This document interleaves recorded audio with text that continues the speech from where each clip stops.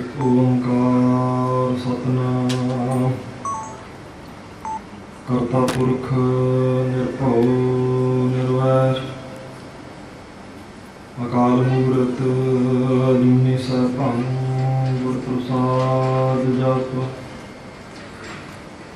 आद सच जुगाद सच है भी सच नानक होसी भी सच जन्म मरण दुह मैं नाही जन पर उपकारी आए जीव दान दे भगती लायन हर स्यो लैन मिलाए धन धन धन जन आया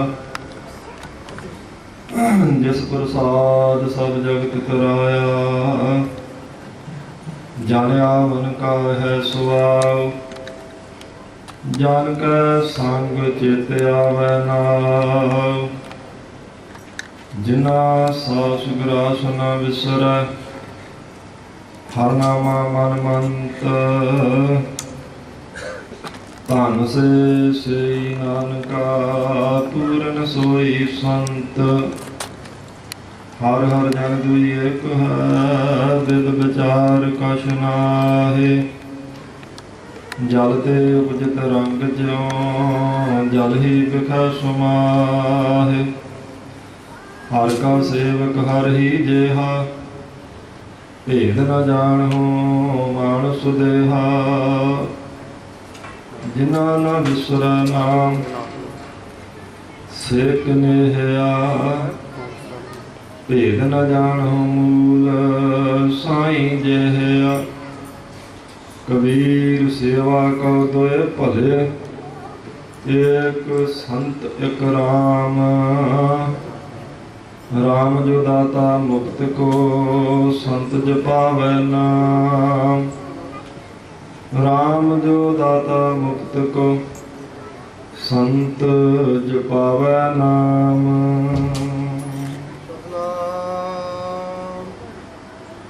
श्री वाहिगुरु साहिब जी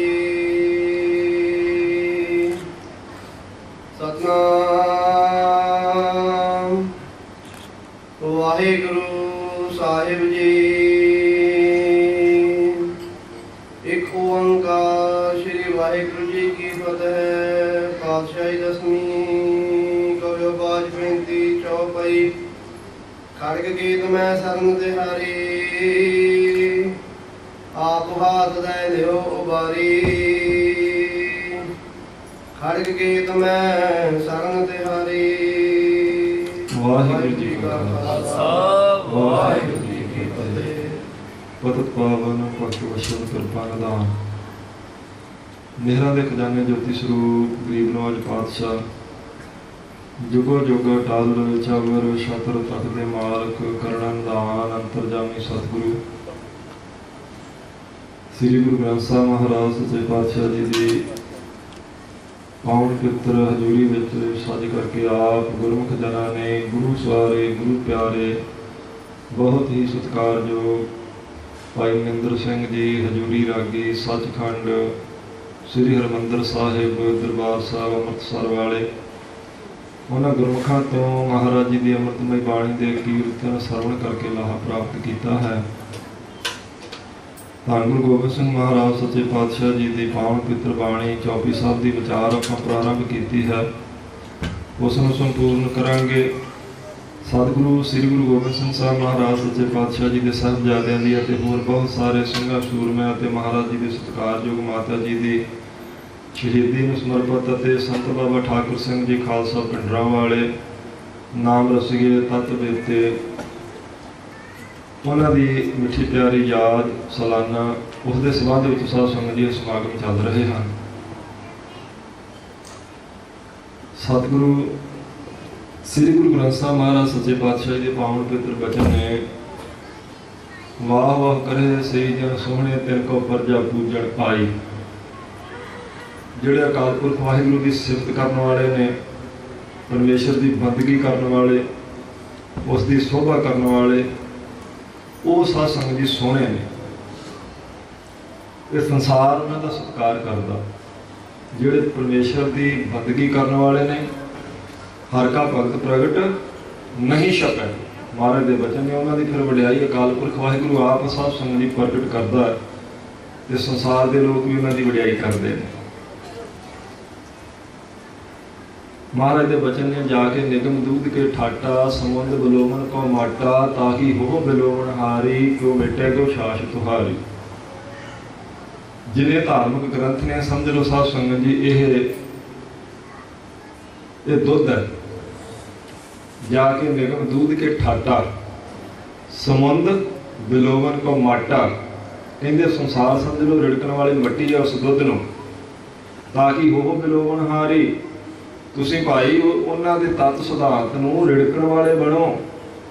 ਕਿਉਂ ਮਿਟੇ ਕੋ ਸ਼ਾਸ ਤੁਹਾਰੀ, ਕਹਿੰਦੇ ਫਿਰ ਉਹ ਤੱਤ ਸਿਧਾਂਤ, ਉਹਦਾ ਜਿਹੜਾ ਮੱਖਣ ਤੇ ਉਹਦੇ ਤੋਂ ਬਾਅਦ ਬਚੀ ਹੋਈ ਜਿਹੜੀ ਲੱਸੀ ਆ, ਕੌਣ ਮੇਟ ਸਕਦਾ। ਤੱਤ ਸਿਧਾਂਤ ਹੱਥ ਆਵੇਗਾ, ਜੇ ਨਾ ਆ ਸਕਿਆ, ਜਿਵੇਂ ਕਹਿੰਦੇ ਕਬੀਰ ਸਾਹਿਬ, ਕਬੀਰ ਸੰਤੋ ਮੱਖਣ ਖਾਇਆ ਛਾਛ ਪੀਆ ਸੰਸਾਰ। ਜਿਹੜੇ ਸਵਾਸ ਨਾਮ ਜਪਣ ਵਾਲੇ ਨੇ, ਪਰਮੇਸ਼ਰ ਨੂੰ ਯਾਦ ਕਰਨ ਵਾਲੇ, ਤੱਤ ਸਿਧਾਂਤ ਉਹਨਾਂ ਦੇ ਪੱਲੇ ਹੁੰਦਾ। ਪਰ ਜੇ ਸੰਸਾਰ ਸਾਧ ਸੰਗਤ ਜੀ ਉਹਨਾਂ ਨੂੰ ਵੀ ਜੀ ਆਇਆ ਕਹਿ ਦੇਵੇ ਤੇ ਉਪਦੇਸ਼ ਰੂਪ ਲੱਸੀ ਜਿਹੜੀ ਹੈ, ਉਹਨਾਂ ਦੇ ਜੀਵਨ ਜੋ ਜਾਚ ਰੂਪ ਲੱਸੀ, ਉਹ ਵੀ ਮਾੜੀ ਨਹੀਂ ਹੁੰਦੀ। ਲੱਸੀ ਮਾੜੀ ਨਹੀਂ ਹੁੰਦੀ, ਨਹੀਂ ਤੇ ਉਹ ਕੋਈ ਨਹੀਂ ਮਿਲ ਸਕਦਾ ਗੁਰਮੁਖੋ, ਉਹ ਤੁਹਾਨੂੰ ਜ਼ਰੂਰ ਪ੍ਰਾਪਤ ਹੋਵੇਗੀ। ਇਸ ਲਈ ਉਹ ਰੂਹਾਨੀਅਤ ਦੇ ਸਾਧ ਸੰਗਤ ਜੀ, ਸੰਸਾਰ ਵਿੱਚ ਸੰਤ ਬਾਬਾ ਠਾਕੁਰ ਸਿੰਘ ਜੀ ਦਾ ਨਾਮ ਬਹੁਤ ਅਦਬ ਸਤਿਕਾਰ ਨਾਲ ਲਿਆ ਜਾਂਦਾ।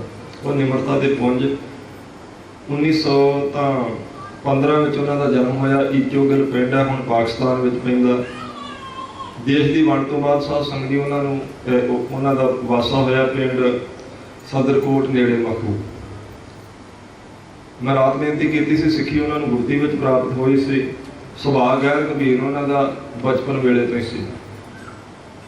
ਆਪਣੇ ਪਿਤਾ ਜੀ ਨਾਲ ਖੇਤੀਬਾੜੀ ਦਾ ਕੰਮ ਕਰਨਾ ਤੇ ਨਾਲ ਨਾਲ ਭਜਨ ਬੰਦਗੀ ਕਰਨੀ, ਕਿਉਂਕਿ ਉਹਨਾਂ ਦੇ ਪਿਤਾ ਬਾਬਾ ਬਹਾਦਰ ਸਿੰਘ ਜੀ ਤੇ ਮਾਤਾ ਪ੍ਰੇਮ ਕੌਰ ਜੀ ਸਾਧ ਸੰਗਤ ਦੀ ਸਿੱਖੀ ਵਿੱਚ ਪਰਪੱਕ ਗੁਰੂ ਕੇ ਸਿੱਖ ਸਨ, ਮਹਾਰਾਜ ਜੀ ਤੇ ਭਰੋਸਾ ਰੱਖਣ ਵਾਲੇ। ਇਸ ਲਈ ਇਹ ਸੰਸਕਾਰ ਉਹਨਾਂ ਨੂੰ ਆਪਣੇ ਘਰ ਵਿੱਚੋਂ ਹੀ ਪ੍ਰਾਪਤ ਹੋਏ ਸਨ।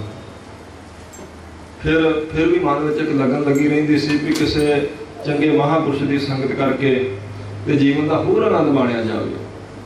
ਫਿਰ ਸਾਧ ਸੰਗਤ ਜੀ ਉਹਨਾਂ ਨੂੰ ਦੱਸ ਪਈ, ਸੰਤ ਬਾਬਾ ਗੁਰਬਚਨ ਸਿੰਘ ਜੀ ਖਾਲਸਾ ਪਿੰਡਰਾਂ ਵਾਲੇ ਮਹਾਂਪੁਰਸ਼ ਪਏ ਪਿੰਡਰੇ, ਉਹ ਗੁਰਮਤਿ ਦਾ ਪ੍ਰਚਾਰ ਕਰਦੇ ਪਏ ਨੇ ਤੇ ਬਹੁਤ ਨਾਮ ਰਸੀਏ ਨੇ, ਸਤਿਕਾਰ ਹੈ ਪੰਥ ਵਿੱਚ ਉਹਨਾਂ ਦਾ। ਪਿੰਡਰ ਕਲਾਂ ਪਿੰਡ ਵਿੱਚ ਬਾਬਾ ਠਾਕੁਰ ਸਿੰਘ ਜੀ ਉਹਨਾਂ ਕੋਲ ਗਏ ਸਨ। ਉਹਨਾਂ ਨੇ ਪ੍ਰੇਮ ਨਾਲ ਉਹਨਾਂ ਨੂੰ ਜਥੇ 'ਚ ਰੱਖ ਲਿਆ। 2.5 ਸਾਲ ਉਹਨਾਂ ਦੀ ਲੰਗਰ ਵਿੱਚ ਸੇਵਾ ਲਾਈ। 2.5 ਸਾਲ ਲੰਗਰ ਵਿੱਚ ਰਹਿ ਕੇ ਬਾਬਾ ਠਾਕੁਰ ਸਿੰਘ ਜੀ ਨੇ ਸੇਵਾ ਕੀਤੀ ਤੇ 2.5 ਸਾਲਾਂ ਬਾਅਦ ਸੰਤ ਬਾਬਾ ਗੁਰਬਚਨ ਸਿੰਘ ਜੀ ਖਾਲਸਾ ਜੀ ਨੇ ਬਾਬਾ ਠਾਕੁਰ ਸਿੰਘ ਜੀ ਨੂੰ ਆਪਣੇ ਨਾਲ ਪੱਕਾ ਜਥੇ 'ਚ ਰੱਖ ਲਿਆ। ਆਪਣੇ ਨਿੱਜੀ ਸੇਵਕਾਂ 'ਚ ਸਾਧ ਸੰਗਤ ਜੀ ਫਿਰ ਉਹਨਾਂ ਨੂੰ ਰੱਖਿਆ। 22 ਸਾਲ ਸੰਤ ਗਿਆਨੀ ਗੁਰਬਚਨ ਸਿੰਘ ਜੀ ਖਾਲਸਾ ਜੀ ਦੀ ਉਹਨਾਂ ਨੇ ਸੇਵਾ ਕੀਤੀ। 22 ਸਾਲ ਉਹਨਾਂ ਦੇ ਨਾਲ ਰਹਿ ਕੇ ਤੇ ਬਹੁਤ ਸਾਰੀਆਂ ਖੁਸ਼ੀਆਂ ਪ੍ਰਾਪਤ ਕੀਤੀਆਂ। 3 ਵਾਰ ਗੁਰਬਾਣੀ ਦੀ ਸੰਥਿਆ ਕੀਤੀ। ਕਈ ਵਾਰ ਉਹਨਾਂ ਦੇ ਮੁਖ ਤੋਂ ਇੱਕ ਓਂਕਾਰ ਤੋਂ ਲੈ ਕੇ 18, 10, 20 ਤੱਕ ਸਾਰੀ ਗੁਰੂ ਕੀ ਬਾਣੀ ਦੀ ਕਥਾ ਸਰਵਣ ਕੀਤੀ ਬਾਬਾ ਠਾਕੁਰ ਸਿੰਘ ਜੀ ਨੇ, ਕਿਉਂਕਿ ਲੜੀਵਾਰ ਕਥਾ ਚੱਲਦੀ ਸੀ ਉਹਨਾਂ ਦੇ ਕੋਲ ਹਰ ਵੇਲੇ। ਸੰਤ ਬਾਬਾ ਗੁਰਬਚਨ ਸਿੰਘ ਜੀ ਖਾਲਸਾ ਜੀ ਨੇ 28 ਕਥਾ ਕੀਤੀਆਂ ਨੇ ਗੁਰੂ ਗ੍ਰੰਥ ਸਾਹਿਬ ਮਹਾਰਾਜ ਜੀ ਦੀਆਂ ਆਪਣੇ ਜੀਵਨ ਵਿੱਚ। 22 ਸਾਲ ਉਹਨਾਂ ਦੇ ਨਾਲ ਸੇਵਾ ਕਰਨ ਤੋਂ ਬਾਅਦ 1969 ਵਿੱਚ ਸੰਤ ਗਿਆਨੀ ਗੁਰਬਚਨ ਸਿੰਘ ਜੀ ਖਾਲਸਾ ਜੀ ਆਪ ਸੱਚਖੰਡ ਪਿਆਨਾ ਕਰ ਗਏ ਤੇ ਮੁਖੀ ਬਣੇ ਸੰਤ ਬਾਬਾ ਕਰਤਾਰ ਸਿੰਘ ਜੀ ਖਾਲਸਾ ਪਿੰਡਰਾਂ ਵਾਲੇ। 8 ਸਾਲ ਬਾਬਾ ਠਾਕੁਰ ਸਿੰਘ ਜੀ ਨੇ ਸੰਤ ਗਿਆਨੀ ਕਰਤਾਰ ਸਿੰਘ ਜੀ ਖਾਲਸਾ ਜੀ ਦੇ ਨਾਲ ਰਹਿ ਕੇ ਸੇਵਾ ਕੀਤੀ। ਹਰ ਪੰਥਕ ਮਸਲਾ ਸੰਤ ਬਾਬਾ ਕਰਤਾਰ ਸਿੰਘ ਜੀ ਖਾਲਸਾ ਬਾਬਾ ਜੀ ਨਾਲ ਸਾਧ ਸੰਗਤ ਦੀ ਸਲਾਹ ਮਸ਼ਵਰਾ ਕਰਕੇ ਤੇ ਫਿਰ ਹੀ ਅਗਲਾ ਪ੍ਰੋਗਰਾਮ ਲਿਖਦੇ ਸਨ। ਹਰ ਕਾਰਜ ਵਿੱਚ ਬਾਬਾ ਜੀ ਦੀ ਸਲਾਹ ਲੈ ਕੇ ਬਹੁਤ ਸਤਿਕਾਰ ਕਰਦੇ ਸਨ ਬਾਬਾ ਜੀ ਦਾ। ਇਸੇ ਲਈ ਉਹਨਾਂ ਨੇ ਸੰਗਤ ਵਿੱਚ ਇਹ ਵਚਨ ਕੀਤੇ ਸਨ ਵੀ ਸਰਕਾਰ ਸਾਨੂੰ ਗ੍ਰਿਫਤਾਰ ਕਰਕੇ ਸਿੱਖ ਕੌਮ ਦੇ ਉੱਪਰ ਦਬਾਅ ਪਾਉਣਾ ਚਾਹੁੰਦੀ, ਕਿਉਂਕਿ ਉਹ ਬੜਾ ਸੰਕਟਮਈ ਸਮਾਂ ਸੀ। ਨਿਰੰਕਾਰੀਆਂ ਦਾ ਸਾਧ ਸੰਗਤ ਦੀ ਬਹੁਤ ਜ਼ਿਆਦਾ ਜ਼ੋਰ ਸੀ। ਸਰਕਾਰ ਸਿੱਖ ਕੌਮ ਨੂੰ ਦਬਾਉਣਾ ਚਾਹੁੰਦੀ ਸੀ। ਇਸ ਲਈ ਸੰਤਾਂ ਨੇ ਆਖਿਆ ਵੀ ਜੇ ਸਰਕਾਰ ਸਾਨੂੰ ਹੱਥ ਪਾ ਲੈਂਦੀ ਹੈ, ਅੱਗੇ ਪਤਾ ਨਹੀਂ ਉਹ ਕੀ ਕਰੇਗੀ। ਜਥੇ ਦੀ ਜ਼ਿੰਮੇਵਾਰੀ ਬਾਬਾ ਠਾਕੁਰ ਸਿੰਘ ਜੀ ਦੀ ਹੈ। ਅੱਗੇ ਜਿਹਨੂੰ ਮਰਜ਼ੀ ਜ਼ਿੰਮੇਵਾਰੀ ਦੇ ਦੇਣ ਜਾਂ ਜੋ ਇਹ ਕਰਨਗੇ, ਸਾਰੇ ਜਥੇ ਨੂੰ ਮੈਂ ਬੇਨਤੀ ਕਰਦਾ ਉਹ ਇਹਨਾਂ ਦੇ ਨਾਲ ਰਹੇ। 8 ਸਾਲ ਸਰੀਰ ਕਰਕੇ ਪ੍ਰਚਾਰ ਕੀਤਾ ਸੰਤ ਬਾਬਾ ਕਰਤਾਰ ਸਿੰਘ ਜੀ ਨੇ ਬਹੁਤ ਜ਼ਿਆਦਾ। 37 ਨਗਰ ਕੀਰਤਨ ਉਹਨਾਂ ਨੇ ਐਮਰਜੈਂਸੀ ਦੇ ਦੌਰਾਨ ਕੱਢੇ ਸਨ। 8 ਸਾਲਾਂ ਬਾਅਦ 1977 ਨੂੰ ਸਾਧ ਸੰਗਤ ਜੀ ਲੁਧਿਆਣੇ ਕੋਲੇ ਸੰਤ ਬਾਬਾ ਕਰਤਾਰ ਸਿੰਘ ਜੀ ਦਾ ਐਕਸੀਡੈਂਟ ਹੋ ਗਿਆ ਤੇ ਉਹ 16 ਅਗਸਤ 1977 ਨੂੰ ਸੱਚਖੰਡ ਜਾ ਬਰਾਜੇ। ਉਹਨਾਂ ਤੋਂ ਬਾਅਦ ਫਿਰ ਸੰਤ ਬਾਬਾ ਜਰਨੈਲ ਸਿੰਘ ਜੀ ਖਾਲਸਾ ਜੀ ਦੀ ਚੋਣ ਬਾਬਾ ਠਾਕਰ ਸਿੰਘ ਜੀ ਨੇ ਕੀਤੀ। ਦਮਦਮੀ ਟਕਸਾਲ ਦੀ ਜ਼ਿੰਮੇਵਾਰੀ ਸੰਤ ਬਾਬਾ ਜਰਨੈਲ ਸਿੰਘ ਜੀ ਖਾਲਸਾ ਜੀ ਨੂੰ ਦਿੱਤੇ ਤੇ 1982 ਦੇ ਜੁਲਾਈ ਮਹੀਨੇ ਵਿੱਚ ਸੰਤ ਬਾਬਾ ਜਰਨੈਲ ਸਿੰਘ ਜੀ ਖਾਲਸਾ ਜੀ ਨੇ ਧਰਮ ਯੁੱਧ ਮੋਰਚਾ ਪ੍ਰਾਰੰਭ ਕੀਤਾ। ਪੱਕਾ ਨਿਵਾਸ ਉਹਨਾਂ ਨੇ ਜੁਲਾਈ 1982 ਤੋਂ ਬਾਅਦ ਆਪਣਾ ਅੰਮ੍ਰਿਤਸਰ ਰੱਖ ਲਿਆ। 1982 ਤੱਕ 1977 ਤੋਂ ਲੈ ਕੇ ਸੰਤ ਬਾਬਾ ਜਰਨੈਲ ਸਿੰਘ ਜੀ ਖਾਲਸਾ ਜੀ ਨੇ ਵਿਚਰ ਕੇ ਪ੍ਰਚਾਰ ਕੀਤਾ, ਜਿਸ ਵਿੱਚ ਪੂਰੇ ਹਿੰਦੁਸਤਾਨ ਦਾ ਦੌਰਾ ਕੀਤਾ ਉਹਨਾਂ ਨੇ। ਬੰਬੇ ਗਏ ਤਾਂ ਉਹਨਾਂ ਨੂੰ ਘੇਰਾ ਪੈ ਗਿਆ ਸੀ, ਪਰ ਨਿਕਲ ਆਏ। ਪਿੰਡ ਚੰਦੋ ਕਲਾਂ ਹਰਿਆਣੇ ਵਿੱਚ ਪੈਂਦਾ, ਉੱਥੇ ਘੇਰਾ ਪਿਆ, ਉੱਥੋਂ ਸੰਤ ਆ ਗਏ ਸਨ ਤੇ ਬਾਬਾ ਠਾਕਰ ਸਿੰਘ ਜੀ ਬਾਅਦ ਵਿੱਚ ਜਥਾ ਲੈ ਕੇ ਆਏ। ਜਦੋਂ ਜਥਾ ਲੈ ਕੇ ਮਹਿਤੇ ਪਹੁੰਚੇ ਸੰਤਾਂ ਨਾਲ ਮਿਲਾਪ ਹੋਇਆ। ਫਿਰ ਸੰਤਾਂ ਨੇ ਜੋ ਸਾਰੀ ਵਾਰਤਾ ਪੁੱਛੀ ਸੀ ਤੇ ਫਿਰ ਸਿੰਘਾਂ ਨੂੰ ਆਖਿਆ ਵੀ ਬਾਬਾ ਜੀ ਨੂੰ ਕਿਸੇ ਪੁਲਿਸ ਵਾਲੇ ਨੇ ਕੁਝ ਆਖਿਆ ਤਾਂ ਨਹੀਂ, ਕੋਈ ਇਹਨਾਂ ਦੀ ਸ਼ਾਨ ਦੇ ਖਿਲਾਫ ਐਸੀ ਹਰਕਤ ਕੀਤੀ ਹੋਵੇ? ਉਹਨਾਂ ਆਖਿਆ ਨਹੀਂ ਜੀ, ਬਾਬਾ ਜੀ ਨੂੰ ਤਾਂ ਕਿਸੇ ਪੁਲਿਸ, ਉਹ ਤਾਂ ਸਿਰਫ ਆਪ ਜੀ ਨੂੰ ਹੀ ਲੱਭਦੇ ਸਨ। ਜਦੋਂ ਉਹਨਾਂ ਨੂੰ ਪਤਾ ਲੱਗਾ ਤੁਸੀਂ ਇੱਥੇ ਨਹੀਂ ਤੇ ਫਿਰ ਉਹਨਾਂ ਉਦੋਂ ਅੱਗੇ, ਹਾਲਾਂਕਿ ਉਹਨਾਂ ਨੇ ਗੁੱਸੇ 'ਚ ਆਏ ਨੇ ਜਦੋਂ ਸੰਤ ਹੱਥ ਨਹੀਂ ਆਏ ਤੇ ਫਿਰ ਪੋਥੀਆਂ ਵਾਲੀਆਂ ਬੱਸਾਂ ਨੂੰ ਸਾਧ ਸੰਗਤ ਜੀ ਅੱਗ ਲਾ ਦਿੱਤੀ ਸੀ। ਪੋਥੀਆਂ ਗੁਟਕੇ ਸਾਹਿਬ ਉਹਦੇ ਵਿੱਚ ਸੜ ਗਏ ਸਨ। ਫਿਰ 1982 ਵਿੱਚ ਪੱਕਾ ਹੀ ਮੋਰਚਾ ਲੱਗ ਗਿਆ। ਉਦੋਂ ਬਾਅਦ ਜਿਹੜੀ ਜਥੇ ਦੀ ਜ਼ਿੰਮੇਵਾਰੀ ਸੀ ਉਹ ਸੰਤ ਬਾਬਾ ਠਾਕੁਰ ਸਿੰਘ ਜੀ ਦੀ ਹੈ ਤੇ ਬਾਕੀ ਮੋਰਚੇ ਦੀ ਸਭ ਸੇਵਾ ਸੰਭਾਲ ਜਿਹੜੀ ਉਹ ਸੰਤ ਬਾਬਾ ਜਰਨੈਲ ਸਿੰਘ ਜੀ ਖਾਲਸਾ ਆਪ ਕਰਦੇ ਨੇ। ਜਿਹੜੀ ਅਗਵਾਈ 1984 ਤੋਂ ਬਾਅਦ ਵੀ ਸੰਤ ਬਾਬਾ ਠਾਕੁਰ ਸਿੰਘ ਜੀ ਨੇ ਕੀਤੀ, ਸਾਧ ਸੰਗਤ ਜੀ, ਉਹਨੂੰ ਆਪਾਂ ਸਾਰੇ ਪੰਥ ਨੇ ਦੇਖਿਆ। ਸਰਬੱਤ ਖਾਲਸੇ ਦੀ ਮਰਿਆਦਾ ਨੂੰ ਸੰਤ ਬਾਬਾ ਠਾਕੁਰ ਸਿੰਘ ਜੀ ਨੇ ਦੁਬਾਰਾ ਸਰਜੀਤ ਕੀਤਾ ਸੀ। 1986 ਵਿੱਚ ਸਰਬੱਤ ਖਾਲਸਾ ਹੋਇਆ ਸੀ। ਉਸ ਸਰਬੱਤ ਖਾਲਸੇ ਵਿੱਚ ਇਹ ਫੈਸਲਾ ਕੀਤਾ ਗਿਆ ਸੀ ਕਿ ਜਿਹੜਾ ਅਕਾਲ ਤਖ਼ਤ ਸਾਹਿਬ ਸੰਤਾ ਸਿੰਘ ਨਿਹੰਗ ਨੇ ਬਣਾਇਆ, ਇਹ ਕਾਰ ਸੇਵਾ ਨਹੀਂ, ਇਹ ਕਿਉਂਕਿ ਸਰਕਾਰ ਸੇਵਾ ਹੈ। ਭਈਏ ਟਰੱਕਾਂ ਤੇ ਲੱਦ ਕੇ ਲਿਆ ਕੇ ਉਹਨਾਂ ਸੀਟਾਂ ਬੀੜੀਆਂ ਵਾਲਿਆਂ ਦੇ ਕੋਲੋਂ ਦਿਹਾੜੀਆਂ ਤੇ ਕੰਮ ਕਰਵਾ ਕੇ ਅਕਾਲ ਤਖ਼ਤ ਸਾਹਿਬ ਬਣਾਇਆ ਗਿਆ। ਇਸ ਕਰਕੇ ਅਕਾਲ ਤਖ਼ਤ ਸਾਹਿਬ ਸੰਗਤਾਂ ਢਾਹ ਦੇਣਗੀਆਂ ਤੇ ਅਕਾਲ ਤਖ਼ਤ ਸਾਹਿਬ ਦੀ ਦੁਬਾਰਾ ਤੋਂ ਸੇਵਾ ਦਮਦਮੀ ਟਕਸਾਲ ਕਰਵਾਏਗੀ ਤੇ ਜ਼ਿੰਮੇਵਾਰੀ ਸੰਤ ਬਾਬਾ ਠਾਕੁਰ ਸਿੰਘ ਜੀ ਦੀ ਹੈ ਤੇ ਉਹ ਉਹਨਾਂ ਨੇ ਬਾਖੂਬੀ ਨਿਭਾਈ। ਸਰਬੱਤ ਖਾਲਸੇ ਦੇ ਫੈਸਲੇ ਨੂੰ ਸਿਰ ਮੱਥੇ ਤੇ ਉਹਨਾਂ ਨੇ ਸਾਧ ਸੰਗਤ ਜੀ ਮੰਨਿਆ। ਉਹ ਅਕਾਲ ਤਖ਼ਤ ਸਾਹਿਬ ਜਿਹੜਾ ਸਰਕਾਰ ਸੇਵਾ ਨਾਲ ਬਣਿਆ ਸੀ ਉਹਨੂੰ ਢਾਹ ਕੇ ਤੇ ਫਿਰ ਦਮਦਮੀ ਟਕਸਾਲ ਨੇ ਅਕਾਲ ਤਖ਼ਤ ਸਾਹਿਬ ਦੀ ਜਿਹੜੀ ਬਿਲਡਿੰਗ ਆਪਾਂ ਹੁਣ ਦੇਖਦੇ ਆ, ਇਹ ਟਕਸਾਲ ਨੇ ਸਾਧ ਸੰਗਤ ਜੀ ਸੇਵਾ ਕੀਤੀ ਆ ਔਰ ਬਾਬਾ ਜੀ ਦੀ ਅਗਵਾਈ 'ਤੇ ਸਾਰੀ ਸੇਵਾ ਹੋਈ। ਫਿਰ ਉਹਨਾਂ ਨੇ ਇਹ ਅਕਾਲ ਤਖ਼ਤ ਸਾਹਿਬ ਦੀ ਬਿਲਡਿੰਗ ਤਿਆਰ ਕਰਕੇ ਪੰਥ ਨੂੰ ਦੇ ਦਿੱਤੀ। ਪੰਥ ਵਿੱਚ ਨਿਮਰਤਾ ਦੇ ਪੁੰਜ ਕਰਕੇ ਜਾਣੇ ਜਾਂਦੇ ਸੰਤ ਬਾਬਾ ਠਾਕੁਰ ਸਿੰਘ ਜੀ ਦਾ ਜਿਹੜਾ ਜੀਵਨ ਹੈ, ਸਾਧ ਸੰਗਤ ਜੀ, ਵਾਕਈ ਪਰਉਪਕਾਰੀ ਸੀ। ਉਹ ਨਾਮ ਰਸੀਏ ਸਨ। ਮੈਂ ਰਾਤ ਵੀ ਬੇਨਤੀ ਕੀਤੀ ਸੀ, ਗੁਰੂ ਸਾਹਿਬ ਜੀ ਨੇ ਕੁਝ ਨਾਮ ਜਪਣ ਵਾਲਿਆਂ ਦੀ ਬਾਬਤ ਉਹਨਾਂ ਦੀ ਅਵਸਥਾ ਦੇ ਬਚਨ ਕੀਤੇ ਨੇ। ਜਪਜੀ ਸਾਹਿਬ ਦਾ ਆਪਾਂ ਪਾਠ ਕਰਦੇ ਤੇ ਹਜ਼ੂਰ ਦੇ ਬਚਨ ਨੇ, ਜਤ ਪਹਾਰਾ ਧੀਰਜ ਸੁਨਿਆਰ, ਹਰਣਵਤ ਵੇਦ ਹਥਿਆਰ, ਪਾਓ ਖੱਲਾ ਅਗਨ ਤਪ ਤਾਓ, ਭਾਂਡਾ ਪਾਓ ਅੰਮ੍ਰਿਤ ਤੇ ਢਾਲ, ਘੜੀਆ ਸ਼ਬਦ ਸੱਚੀ ਟਕਸਾਲ। ਇਹਦੇ ਵਿੱਚ ਨਾਮ ਰਸੀਆਂ ਦੇ ਕੁਝ ਗੁਣ ਕਥਨ ਕੀਤੇ ਗੁਰੂ ਨਾਨਕ ਦੇਵ ਮਹਾਰਾਜ ਜੀ ਨੇ, ਜਿਹਨੂੰ ਆਪਾਂ ਕਹਿੰਦੇ ਆਪਾਂ ਬ੍ਰਹਮ ਗਿਆਨੀ ਹੈ, ਆਤਮ ਗਿਆਨੀ ਹੈ, ਅਭੇਦ ਹੋ ਚੁੱਕਾ ਪ੍ਰਮਾਤਮਾ ਨਾਲ, ਟਿਕੇ ਹੋਏ ਅੰਦਰ ਵਾਲਾ, ਪਰਉਪਕਾਰੀ ਬਿਰਤੀ ਹੈ। ਉਸਦੇ ਗੁਣ ਕਿਹੋ ਜਿਹੇ ਹੋਣਗੇ? ਉਹ ਮਹਾਰਾਜ ਕਹਿੰਦੇ ਨੇ ਜਤ ਪਹਾਰਾ। ਪਹਾਰਾ ਹੁੰਦਾ ਸਾਧ ਸੰਗਤ ਜੀ ਉਹ ਭੱਠੀ ਸੁਨਿਆਰ ਦੀ, ਸੁਨਿਆਰ ਵੀਰ ਜਿੱਥੇ ਆਪਣੇ ਗਹਿਣੇ ਤਿਆਰ ਕਰਦਾ। ਕਹਿੰਦੇ ਨੇ ਬ੍ਰਹਮ ਗਿਆਨੀ ਦੀ, ਸੰਤ ਦੇ, ਸਾਧ ਜਿਹਨੇ ਆਪਣੇ ਮਨ ਨੂੰ ਸਾਧ ਲਿਆ, ਉਸ ਅਵਸਥਾ ਵਿੱਚ ਪਹੁੰਚੇ ਹੋਏ ਦਾ ਇਹ ਪਹਿਲਾ ਲੱਛਣ ਹੈ, ਪਹਿਲੀ ਉਹਦੀ ਨਿਸ਼ਾਨੀ ਹੈ ਭਈ ਉਹ ਸਾਧ ਸੰਗਤ ਦੀ ਇੰਦਰੀ ਜਿੱਤ ਹੁੰਦਾ। ਜਾਤੋਂ ਦਾ ਸੁਨਿਆਰੇ ਦੀ ਭੱਠੀ ਵਰਗਾ ਤੇ ਤਾਂ ਜ਼ਿੰਦਗੀ ਸਾਧ ਸੰਗਤ ਜੀ ਬਾਬਾ ਜੀ ਨੇ ਇਸ ਬਚਨ ਨੂੰ ਆਪਣੇ ਸਵਾਸਾਂ ਨਾਲ ਨਿਭਾਇਆ। ਜਿਹੜਾ ਬਚਨ ਹੈ, ਦੇਖ ਭਰਾਈਆਂ ਚੰਗੀਆਂ ਮਾਵਾਂ ਭੈਣਾਂ ਧੀਆਂ ਜਾਣੇ, ਐਸਾ ਜੀਵਨ ਸੀ ਬਾਬਾ ਠਾਕੁਰ ਸਿੰਘ ਜੀ ਦਾ। ਜਤ ਪਹਾਰਾ ਉਹਨਾਂ ਦਾ ਆਪਣੇ ਬਿਆਨ ਇੰਦਰੀਆਂ ਤੇ ਕਰਮ ਇੰਦਰੀਆਂ ਤੇ ਕੰਟਰੋਲ ਸੀ। ਧੀਰਜ ਸੁਨਿਆਰ ਤੇ ਕਹਿੰਦੇ ਸੁਨਿਆਰ ਵਰਗਾ ਧੀਰਜ ਹੁੰਦਾ, ਇਹ ਆਤਮ ਗਿਆਨੀ ਦੀ ਨਿਸ਼ਾਨੀ ਹੈ। ਬਹੁਤ ਧੀਰਜਧਾਰੀ ਹੁੰਦਾ ਉਹ, ਜੋ ਬਹੁਤਾ ਕੋ ਖੋਦਾ ਕੋ ਚੰਦਨ ਲੇਪ, ਜਿਵੇਂ ਕਹਿੰਦੇ ਧਰਤੀ ਦਾ ਧੀਰਜ ਹੈ ਨਾ, ਜਿਵੇਂ ਸੁਨਿਆਰੇ ਦਾ ਬਹੁਤ ਧੀਰਜ ਨਾਲ ਬਰੀਕੀ ਨਾਲ ਸਾਧ ਸੰਗਤ ਜੀ ਉਹ ਗਹਿਣੇ ਤੇ ਕੰਮ ਕਰਦਾ ਰਹਿੰਦਾ ਤੇ ਉਹਦਾ ਮਨ ਕਾਲਾ ਨਹੀਂ ਪੈਂਦਾ, ਉਹ ਚਾਟ ਨਹੀਂ ਹੁੰਦਾ। ਇਸ ਤਰ੍ਹਾਂ ਦਾ ਉਹ ਆਤਮ ਗਿਆਨੀ ਦਾ ਧੀਰਜ ਚਾਹੀਦਾ। ਸੁਖ ਆਉਣ ਤੇ ਸਾਧ ਸੰਗਤ ਜੀ ਹੰਕਾਰ ਨਾ ਕਰੇ, ਤੇ ਦੁੱਖ ਆਉਣ ਤੇ ਵਿਆਕਲ ਨਾ ਹੋਵੇ। ਸੰਪੈ ਦੇਖਣਾ ਹਰ ਕੀ ਬਿਪਤ ਦੇਖ ਨਾ ਰੋਏ, ਜਿਉ ਸੰਪੈ ਤੇ ਬਿਪਤ ਹੈ ਵਿਦ ਨੇ ਰਚਿਆ ਸੋ ਹੋਏ। ਮਹਾਰਾਜ ਦੇ ਬਚਨ ਕਹਿੰਦੇ ਇਹ ਹੈ ਆਤਮ ਗਿਆਨੀ ਦੀ ਅਵਸਥਾ, ਇਹ ਬ੍ਰਹਮ ਗਿਆਨੀ ਦੀ ਅਵਸਥਾ ਮਹਾਰਾਜ ਕਥਨ ਕਰਦੇ ਪਏ ਜਪਜੀ ਸਾਹਿਬ। ਕਹਿੰਦੇ ਇਸ ਤਰ੍ਹਾਂ ਦਾ ਜਿਹੜਾ ਸੰਪਤੀ ਦੇਖ ਕੇ ਹੰਕਾਰ ਵਿੱਚ ਨਾ ਆਵੇ ਤੇ ਬਿਪਤਾ ਦੇਖ ਕੇ ਡੋਲੇ ਨਾ, ਉਹ ਹੈ ਜਤ ਪਹਾਰਾ ਧੀਰਜ ਸੁਨਿਆਰ ਅਹਰਨ ਮਤ। ਕਹਿੰਦੇ ਮਾਤੋ ਦੀ ਅਹਰਨ ਵਰਗੀ ਅਡੋਲ ਤੇ ਅਚਲ ਹੋਣੀ ਚਾਹੀਦੀ, ਬਿਲਕੁਲ ਅਡੋਲ। ਕਿਸੇ ਦੇ 1000 ਪ੍ਰਮਾਣ ਸੁਣ ਕੇ ਵੀ ਗੁਰੂ ਗ੍ਰੰਥ ਸਾਹਿਬ ਮਹਾਰਾਜ ਜੀ ਤੋਂ ਤੇ ਮਹਾਰਾਜ ਦੇ ਕੌਤਕਾਂ ਤੋਂ ਉਹਦਾ ਅਕੀਦਾ ਨਾਲ ਡੋਲੇ। ਕਹਿੰਦੇ ਇਸ ਤਰ੍ਹਾਂ ਦੀ ਮੱਤ ਚਾਹੀਦੀ ਹੈ, ਕੱਚੀ ਮੱਤ ਵਾਲਾ ਨਹੀਂ ਕਿ 2 ਪ੍ਰਮਾਣ ਕੋਈ ਆਪਾਂ ਨੂੰ ਆਣ ਕੇ ਦੇਵੇ ਤੇ ਸਾਧ ਸੰਗਤ ਤੀਜੇ ਦਿਨ ਭਾਵੇਂ ਆਪਾਂ ਨਿਤਨੇਮ ਨਹੀਂ ਛੱਡ ਦੇਈਏ। 2 ਪ੍ਰਮਾਣ ਆਪਾਂ ਨੂੰ ਕੋਈ ਦੇ ਦੇਵੇ ਨਾ ਕੋਈ, ਇਹ ਗੁਰੂ ਗ੍ਰੰਥ ਸਾਹਿਬ ਜੀ ਦੇ ਰੋਜ਼ ਗੁਰਦੁਆਰੇ ਜਾਣ ਦੀ ਕੀ ਲੋੜ ਗੁਰਮੁਖੋ, ਗੁਰਦੁਆਰਾ ਤਾਂ ਆਪਣੇ ਮਨ 'ਚ ਹੀ ਹੈ। 1-2 ਪ੍ਰਮਾਣ ਦੇ ਦੇਵੇ ਉਹਦੇ ਤੇ ਕੱਚਾ ਗਿਆਨ ਹੋਵੇ, ਕੱਚੀ ਮੱਤ ਹੋਵੇ ਤੇ ਜ਼ਰੂਰ ਬੰਦਾ ਡੋਲ ਜਾਏਗਾ। ਇਸ ਤਰ੍ਹਾਂ ਦੇ ਬਹੁਤ ਗੁਰਸਿੱਖ ਮਿਲਦੇ ਨੇ ਕਈ ਵਾਰ, ਕੁਝ ਇਹੋ ਜਿਹਾ ਪ੍ਰਮਾਣ ਸੁਣ ਲੈਣਾ ਤੇ ਮੁੜ ਕੇ ਉਹਦੇ ਤੋਂ ਪਾਸਾ ਵੱਟ ਜਾਣਾ। ਇੱਕ ਵਾਰ ਮੈਂ ਸੁਣਿਆ ਸੀ ਕਿਸੇ ਦਾ ਬਚਨ, ਮੈਨੂੰ ਚੇਤੇ ਆ ਗਿਆ, ਉਹ ਗੁਰਮੁਖ ਪਿਆਰਾ ਬੋਲਦਾ ਪਿਆ ਸੀ। ਉਹ ਕਹਿੰਦਾ ਗੁਰੂ ਨਾਨਕ ਦੇਵ ਮਹਾਰਾਜ ਸੱਚੇ ਪਾਤਸ਼ਾਹ ਜੀ ਦਾ ਗੁਰਪੁਰਬ ਸਿੱਖ ਸੰਗਤਾਂ ਨੂੰ ਮਨਾਉਣਾ ਚਾਹੀਦਾ, ਬਾਕੀ 9 ਪਾਤਸ਼ਾਹਾਂ ਦਾ ਗੁਰਪੁਰਬ ਮਨਾਉਣਾ ਇਹ ਮਨਮਤ ਹੈ। ਫਿਰ ਉਹਨੇ ਇੱਕ ਪ੍ਰਮਾਣ ਦਿੱਤਾ, ਹੁਣ ਤੁਸੀਂ ਉਹਦਾ ਪ੍ਰਮਾਣ ਸੁਣੋ। ਜੇ ਆਪਾਂ ਗਿਆਨ 'ਚ ਕੱਚੇ ਆ ਤੇ ਪੱਕੀ ਗੱਲ ਆਪਾਂਗੇ ਵਾਹ ਵੀ ਵਾਹ, ਬੜੀ ਖੋਜ ਦੀ ਗੱਲ ਦੱਸੀ, ਕੋਈ ਕਮਾਲ ਦੀ ਗੱਲ ਹੈ। ਇਹਦਾ ਅਰਥ ਹੈ ਵੀ ਹੁਣ ਇਸ ਸਾਲ ਤੋਂ 9 ਪਾਤਸ਼ਾਹਾਂ ਦਾ ਗੁਰਪੁਰਬ ਬੰਦ ਕਰ ਦੇਣਾ ਚਾਹੀਦਾ। ਕੀ ਪ੍ਰਮਾਣ ਉਹਨੇ ਦਿੱਤਾ? ਉਹ ਕਹਿੰਦਾ ਗੁਰੂ ਨਾਨਕ ਦੇਵ ਮਹਾਰਾਜ ਜੀ ਤਾਂ ਅਵਤਾਰ ਤੋਂ ਹੀ ਸਾਡੇ ਗੁਰੂ ਨੇ, ਇਸ ਕਰਕੇ ਉਹਨਾਂ ਦਾ ਅਵਤਾਰ ਦਿਹਾੜਾ ਮਨਾਉਣਾ ਚਾਹੀਦਾ। ਜੇ ਦੂਸਰੇ ਤੀਸਰੇ ਪਾਤਸ਼ਾਹ ਜੀ ਦਾ ਮਨਾਵਾਂਗੇ ਤੇ ਉਹਨਾਂ ਦਾ ਜਦੋਂ ਅਵਤਾਰ ਹੋਇਆ ਉਹ ਤਾਂ ਸਾਡੇ ਗੁਰੂ ਹੀ ਨਹੀਂ ਸੀ। ਉਹ ਤਾਂ 37 ਸਾਲ ਦੀ ਉਮਰ 'ਚ ਜਾ ਕੇ ਗੁਰੂ ਅੰਗਦ ਦੇਵ ਸਾਹਿਬ ਗੁਰੂ ਬਣਦੇ ਆ, ਤੇ ਅਸੀਂ ਉਹਨਾਂ ਦਾ ਅਵਤਾਰ ਦਿਹਾੜਾ ਕਿਉਂ ਮਨਾਈਏ ਭਾਈ, ਜਦੋਂ ਸਾਡੇ ਗੁਰੂ ਹੀ ਨਹੀਂ ਜਦੋਂ ਉਹਨਾਂ ਦਾ ਅਵਤਾਰ ਹੋਇਆ। ਹੈ ਨਾ ਕਮਾਲ ਦਾ ਉਹਦਾ ਪ੍ਰਮਾਣ।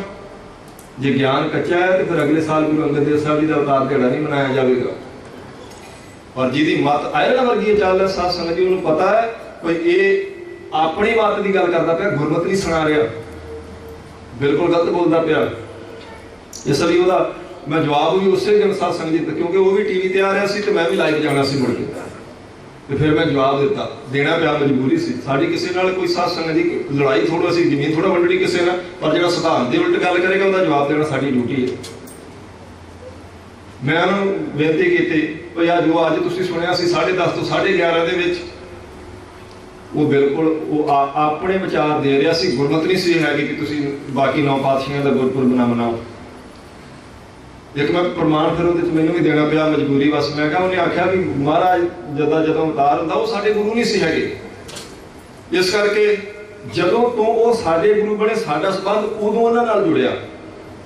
ਤੇ ਮੈਂ ਬੇਨਤੀ ਕੀਤੀ ਭਈ ਇਹ ਜਿਹੜਾ ਗੁਰਮੁਖ ਬੋਲਦਾ ਪਿਆ ਸੀ ਨਾ, ਗੁਰਮੁਖ ਆਪਾਂ ਕਹਿ ਲੈਂਦੇ ਚਲੋ, ਇਹ ਗੁਰਮੁਖ ਜਿਹੜਾ ਬੋਲਦਾ ਪਿਆ ਸੀ, ਇਹਨੂੰ ਮੈਂ ਬੇਨਤੀ ਕਰਦਾ ਭਾਈ ਇਹਦਾ ਸੰਬੰਧ ਆਪਣੇ ਮਾਤਾ ਪਿਤਾ ਨਾਲ ਉਦੋਂ ਬਣਦਾ ਜਦੋਂ ਇਹਦਾ ਜਨਮ ਹੁੰਦਾ ਆਪਣੇ ਮਾਤਾ ਪਿਤਾ ਦੇ ਘਰ।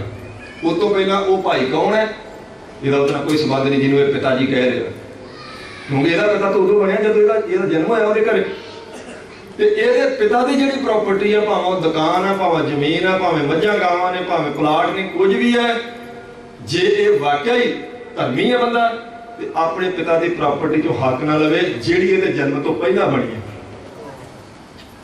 ਜਿਹਦੇ ਇਹਦੇ ਜਨਮ ਤੋਂ ਪਹਿਲਾਂ ਦੀ ਉਹਦੇ ਕੋਲ ਜ਼ਮੀਨ ਹੈ, ਉਹਦੇ ਵਿੱਚ ਇਹਨੂੰ ਹਿੱਸਾ ਨਹੀਂ ਲੈਣਾ ਚਾਹੀਦਾ, ਕਿਉਂਕਿ ਜਦੋਂ ਇਹਦਾ ਜਨਮ ਹੋਇਆ ਤੇ ਉਹ ਇਹਦਾ ਪਿਤਾ ਬਣਿਆ, ਪਹਿਲਾਂ ਕੀ ਪਤਾ ਕਿਹੜੇ ਭਾਈ ਦੀ ਜ਼ਮੀਨ ਹੈ ਉਹ, ਇਹਦਾ ਜਦੋਂ ਇਹਦਾ ਜਨਮ ਹੀ ਨਹੀਂ ਹੋਇਆ ਤਾਂ ਪਿਤਾ ਕਿੱਥੋਂ ਸੀ। ਇਸ ਕਰਕੇ ਇਹਨੂੰ ਉਹਦੀ ਪ੍ਰਾਪਰਟੀ ਚੋਂ ਹੱਕ ਨਹੀਂ ਲੈਣਾ ਚਾਹੀਦਾ। ਪਰ ਮੈਂ ਕਹਿੰਦਾ ਇੱਕ ਮਰਲਾ ਨਹੀਂ ਜੇ ਛੱਡਣਾ, ਪਿਤਾ ਦੀ ਤੇ ਗੱਲ ਛੱਡੋ, ਦਾਦੇ ਵਾਲੀ ਕਿਉਂ ਮਿਲ ਲਏਗਾ। ਤੇ ਜੇ ਮੱਤ ਸਾਧ ਸੰਗਤ ਜੀ ਮਹਾਰਾਜ ਨੇ ਸਿਆਣੀ ਬਖਸ਼ੀ ਹੋਵੇ, ਜਿੰਨੇ ਮਰਜ਼ੀ ਤੁਸੀਂ ਗੁਰਮਤਿ ਦੇ ਉਲਟ ਪ੍ਰਮਾਣ ਸੁਣੋ, ਹਿਰਦਾ ਡੋਲ ਨਹੀਂ ਸਕਦਾ। ਕਹਿੰਦੇ ਆਤਮ ਗਿਆਨੀ ਦੀ ਮੱਤ ਆਇਰਨ ਵਰਗੀ ਹੁੰਦੀ ਹੈ। ਆਇਰਨ ਮੱਤ ਵੇਦ ਹਥਿਆਰ, ਵੇਦ ਦਾ ਅਰਥ ਹੈ ਗਿਆਨ, ਇਹਦੇ ਗਿਆਨ ਦਾ ਹਥੌੜਾ ਹੁੰਦਾ ਉਹਦੇ ਕੋਲੇ, ਕਿਉਂਕਿ ਪ੍ਰਮਾਣ ਗਹਿਣੇ ਘੜਨ ਦਾ ਦੇ ਰਹੇ ਨੇ ਸੁਨਿਆਰੇ ਵੀਰ ਦਾ, ਇਹਦੇ ਨੇ ਗਿਆਨ ਦਾ ਉਹਦੇ ਕੋਲੇ ਹੁੰਦਾ ਹਥੌੜਾ। ਉਹ ਅਗਿਆਨੀ ਨੇ ਭਉ ਖੱਲਾ, ਉਹ ਜਿਹੜੀ ਧਮਕਣੀ ਹੈ, ਜਿਹੜੀ ਅੱਗ ਬਾਲਣ ਵਾਲਾ ਸਾਧ ਸੰਗਤ ਜੀ ਟੁਕੜਾ ਹੈ ਨਾ ਖਲ ਦਾ, ਉਹ ਕਹਿੰਦੇ ਪ੍ਰਮਾਤਮਾ ਦਾ ਭਾਉ ਹੁੰਦਾ ਆਤਮ ਗਿਆਨੀ। ਆਤਮ ਗਿਆਨੀ ਦੇ ਮਨ 'ਚ ਜਿੰਨਾ ਮਹਾਰਾਜ ਦਾ ਡਰ ਹੈ ਸਾਧ ਸੰਗਤ ਜੀ, ਉਹਨਾਂ ਸਧਾਰਨ ਲੋਕਾਂ ਦੇ ਨਹੀਂ ਹੁੰਦਾ। ਕਿਉਂਕਿ ਆਪਾਂ ਮਹਾਰਾਜ ਨੂੰ ਪ੍ਰਤੱਖ ਨਹੀਂ ਸਮਝ ਸਕਦੇ, ਇਸ ਕਰਕੇ ਆਪਾਂ ਵਾਦੇ ਘਟ ਕਰ ਜਾਂਦੇ। ਫਿਰ ਮਹਾਰਾਜ ਦੀ ਹਜ਼ੂਰੀ 'ਚ ਵੀ ਲੜਾਈ ਝਗੜਾ, ਉੱਚੀ ਬੋਲਣਾ, ਹੱਸਣਾ, ਮਖੌਲ ਕਰਨਾ, ਇਹੋ ਜਿਹੀਆਂ ਗੱਲਾਂ ਬ੍ਰਹਮ ਗਿਆਨੀ ਆਤਮ ਗਿਆਨੀ ਕਦੇ ਨਾ ਕਰੇਗਾ ਮਹਾਰਾਜ ਦੀ ਹਜ਼ੂਰੀ 'ਚ। ਉਹਦੇ ਮਨ 'ਚ ਭੈ ਹੁੰਦਾ, ਤੇ ਭੈ ਦੇ ਨਾਲ ਸਾਧ ਸੰਗਤ ਦੀ ਭਗਤੀ ਨਹੀਂ ਜਾਂਦੀ। ਪਰਮੇਸ਼ਰ ਭਗਤਾਂ ਨੂੰ ਆਪਣੇ ਸਰੂਪ 'ਚ ਭੇਦ ਕਰਦਾ ਹੈ, ਕਿਉਂਕਿ ਭਗਤ ਦੇ ਮਨ 'ਚ ਪਰਮੇਸ਼ਰ ਦਾ ਭੈ ਹੈ।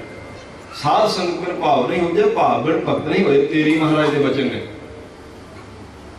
ਇਸ ਲਈ ਕਹਿੰਦੇ ਭਾਉ ਖੱਲਾ, ਧੰਪੜੀ ਜਿਹੜੀ ਬਣਾਉਣੀ ਨਾ ਅੱਗ ਬਾਲਣ ਵਾਲੀ, ਉਹ ਮਹਾਰਾਜ ਜੀ ਦਾ ਸਾਧ ਸੰਗਤ ਜੀ ਭੈ ਹੋਣਾ ਚਾਹੀਦਾ ਮਨ 'ਚ ਪਰਮੇਸ਼ਰ ਤੋਂ, ਗੁਰੂ ਦਾ। ਹਾਲਾਂਕਿ ਉਹ ਭੈ ਨਿਰਮਲ ਹੈ, ਭਿਆਨਕ ਨਹੀਂ, ਪਰ ਹੋਣਾ ਜ਼ਰੂਰ ਚਾਹੀਦਾ। ਭਾਉ ਖੱਲਾ ਅਗਨ ਤਾਪ ਤਾਪ। ਫਿਰ ਕਹਿੰਦੇ ਗੁਰਮੁਖੋ, ਜਿਹੜੀ ਗੁਰੂ ਸਾਹਿਬ ਜੀ ਦੀ ਸੇਵਾ ਕਰਨੀ, ਇਹ ਸਮਝ ਲਓ ਤੁਸੀਂ ਤਾਪ ਦੀ ਅਗਨੀ ਬਾਲਣੀ ਹੈ। ਆਤਮ ਗਿਆਨੀ ਮਹਾਰਾਜ ਜੀ ਦੀ ਸੇਵਾ 'ਚ ਹਰ ਵੇਲੇ ਹੀ ਤਤਪਰ ਰਹਿੰਦਾ। ਉਹ ਕਿੰਤੂ ਪ੍ਰੰਤੂ ਨਹੀਂ ਕਰਦਾ ਮਹਾਰਾਜ ਦੀ ਸੇਵਾ ਤੇ। ਭਾਉ ਖੱਲਾ ਅਗਨ ਤਾਪ ਤਾਪ, ਭਾਂਡਾ ਭਾਉ। ਕਹਿੰਦੇ ਫਿਰ ਭਾਉ ਹੁੰਦਾ ਪ੍ਰੇਮ, ਭਾਉ ਡਰ ਤੇ ਭਾਉ ਪ੍ਰੇਮ। ਫਿਰ ਉਹਨੇ ਸਾਧ ਸੰਗਤ ਆਪਣੇ ਹਿਰਦੇ ਨੂੰ ਪ੍ਰੇਮ ਦਾ ਭਾਂਡਾ ਬਣਾ ਲਿਆ। ਨਕੋ ਨਕ ਉਹਦਾ ਆਤਮ ਗਿਆਨੀ ਦਾ ਹਿਰਦਾ ਮਹਾਰਾਜ ਜੀ ਦੇ ਪ੍ਰੇਮ 'ਚ, ਗੁਰੂ ਦੇ ਪ੍ਰੇਮ 'ਚ ਸਾਧ ਸੰਗਤ ਜੀ ਭਿੱਜਾ ਹੁੰਦਾ। ਭਾਂਡਾ ਭਾਉ ਅੰਮ੍ਰਿਤ ਤਿਰਤ ਢਾਲ। ਕਹਿੰਦੇ ਫਿਰ ਨਾਮ ਅੰਮ੍ਰਿਤ, ਇਹਦੇ ਵਿੱਚ ਜਿਵੇਂ ਪਠਾਲੀ ਵਿੱਚ ਭਾਂਡੇ 'ਚ ਸੋਨਾ ਢਾਲ ਕੇ ਪਾਈਦਾ, ਕਹਿੰਦੇ ਉਹ ਨਾਮ ਅੰਮ੍ਰਿਤ ਫਿਰ ਆਤਮ ਗਿਆਨੀ ਨੇ ਆਪਣੇ ਹਿਰਦੇ 'ਚ ਢਾਲ ਲਿਆ ਹੁੰਦਾ। ਘੜੀਆ ਸ਼ਬਦ ਸੱਚੀ ਟਕਸਾਲ। ਸ਼ਬਦ ਦਾ ਘੜਨਾ ਬਹੁਤ ਮੁਸ਼ਕਲ ਹੁੰਦਾ ਸਾਧ ਸੰਗਤ ਜੀ। ਤੁਸੀਂ ਦੇਖਣਾ ਕਈ ਵਾਰ 15-15 ਸਾਲ ਮਹਾਰਾਜ ਦੀ ਸੇਵਾ ਕਰਨ ਤੋਂ ਬਾਅਦ, 20 ਸਾਲ ਕਥਾ ਕੀਰਤਨ ਸੁਣਨ ਤੋਂ ਬਾਅਦ ਵੀ ਕਿਸੇ ਦੀ ਬੋਲੀ ਬਾਣੀ ਮਿੱਠੀ ਨਹੀਂ ਹੁੰਦੀ, ਬੋਲੇਗਾ ਫਿੱਕਾ ਹੀ। ਸ਼ਬਦ ਦਾ ਘੜਿਆ ਜਾਣਾ, ਬਾਣੀ ਦਾ ਸੌਰ ਜਾਣਾ, ਸੁਧਰ ਜਾਣਾ, ਇਹ ਵੀ ਕਠਿਨ ਖੇਡ ਹੈ। ਕਹਿੰਦੇ ਪਰ ਸਤ ਸੰਗਤ ਰੂਪੀ ਟਕਸਾਲ ਵਿੱਚ ਉਹਨਾਂ ਗੁਰਮੁਖਾਂ ਦਾ ਮਨ, ਉਹਨਾਂ ਦੇ ਬੋਲ, ਉਹਨਾਂ ਦੀ ਬਾਣੀ ਘੜੀ ਜਾਂਦੀ ਹੈ। ਉਹ ਕਿਸੇ ਦਾ ਹਿਰਦਾ ਨਹੀਂ ਦਿਖਾਉਣਗੇ ਬਿਨਾਂ ਵਜ੍ਹਾ। ਘੜੀਆ ਸ਼ਬਦ ਸੱਚੀ ਟਕਸਾਲ। ਕਹਿੰਦੇ ਸਤ ਸੰਗਤ ਰੂਪੀ ਟਕਸਾਲ ਵਿੱਚ ਉਹਨਾਂ ਦਾ ਸ਼ਬਦ ਘੜਿਆ ਹੁੰਦਾ। ਇਸ ਕਰਕੇ ਸਾਧ ਸੰਗਤ ਜੀ ਫਿਰ ਉਹਨਾਂ ਨੂੰ ਮਹਾਰਾਜ ਵੱਲੋਂ ਵੀ ਸਤਿਕਾਰ ਮਾਣ ਮਿਲਦਾ, ਕਿਉਂਕਿ ਗੁਰੂ ਸਾਹਿਬ ਜੀ ਦੇ ਦਰੋਂ ਬਖਸ਼ੇ ਗਏ ਨੇ। ਪਰ ਜ਼ਮਾਨਾ ਖੁਸ਼ਕ ਹੈ ਨਾ, ਇਸ ਕਰਕੇ ਕਈ ਵਾਰ ਆਪਾਂ ਸਾਰਿਆਂ ਨੂੰ ਇੱਕੋ ਰਸੇ ਬੰਨ੍ਹਦੇ ਨੇ। ਤਕਰੀਬਨ ਜਦੋਂ ਵੀ ਕਿਸੇ ਵੀ ਮਹਾਂਪੁਰਸ਼ ਪੁੱਜੇ ਹੋਏ ਦੀ, ਬਖਸ਼ੇ ਹੋਏ ਦੀ ਬਰਸੀ ਹੋਵੇ ਤਾਂ ਸਾਧ ਸੰਗਤ ਜੀ ਫਿਰ ਮੈਂ ਕਈ ਵਾਰ ਇਹ ਬਚਨ ਅੱਗੇ ਸੁਣਾਇਆ ਹੈ ਵੀ ਠੀਕ ਹੈ, ਆਪਣੇ ਪੰਥ ਵਿੱਚ ਨਕਲ ਵੀ ਚੱਲਦੀ ਹੈ, ਜੇ ਕੋਈ ਸ਼ੰਕਾ ਨਹੀਂ ਇਹਦੇ 'ਚ ਹੈਗਾ। ਵੀ ਨਕਲੀ ਵੀ ਹੈਗੇ ਨੇ, ਪਰ ਨਕਲ ਤਾਂ ਹੀ ਚੱਲ ਸਕਦੀ ਹੈ ਸਾਧ ਸੰਗਤ ਜੀ ਅਸਲ ਹੋਵੇ ਤੇ। ਨਕਲੀ ਸੰਤ ਤਾਂ ਹੀ ਸੰਸਾਰ 'ਚ ਵਿਚਰ ਸਕਦਾ ਜੇ ਪਹਿਲਾਂ ਅਸਲੀ ਵਿਚਰਿਆ ਤੇ। ਕਦੀ ਨਕਲ ਕੱਲੀ ਨਹੀਂ ਜੇ ਚੱਲ ਸਕਦੀ, ਕੱਲੀ ਨਕਲ ਕਦੀ ਨਹੀਂ ਚੱਲੇਗੀ। ਤੁਸੀਂ ਦੇਖੋ ਜਿਸ ਚੀਜ਼ ਦੀ ਅਸਲ ਨਾ ਹੋਵੇ ਉਹਦੀ ਨਕਲ ਕਦੇ ਨਹੀਂ ਜੇ ਮਾਰਕੀਟ 'ਚ ਆਉਂਦੀ।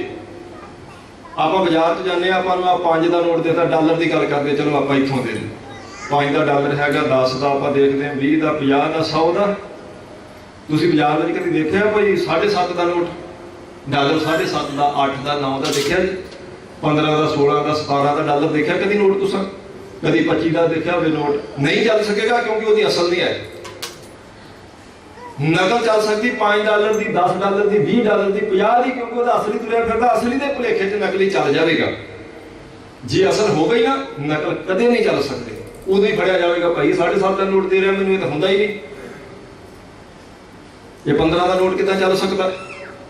ਉਹੀ ਚੱਲੇਗੀ ਨਕਲ ਜਿਸ ਦੀ ਅਸਲ ਹੋਵੇ।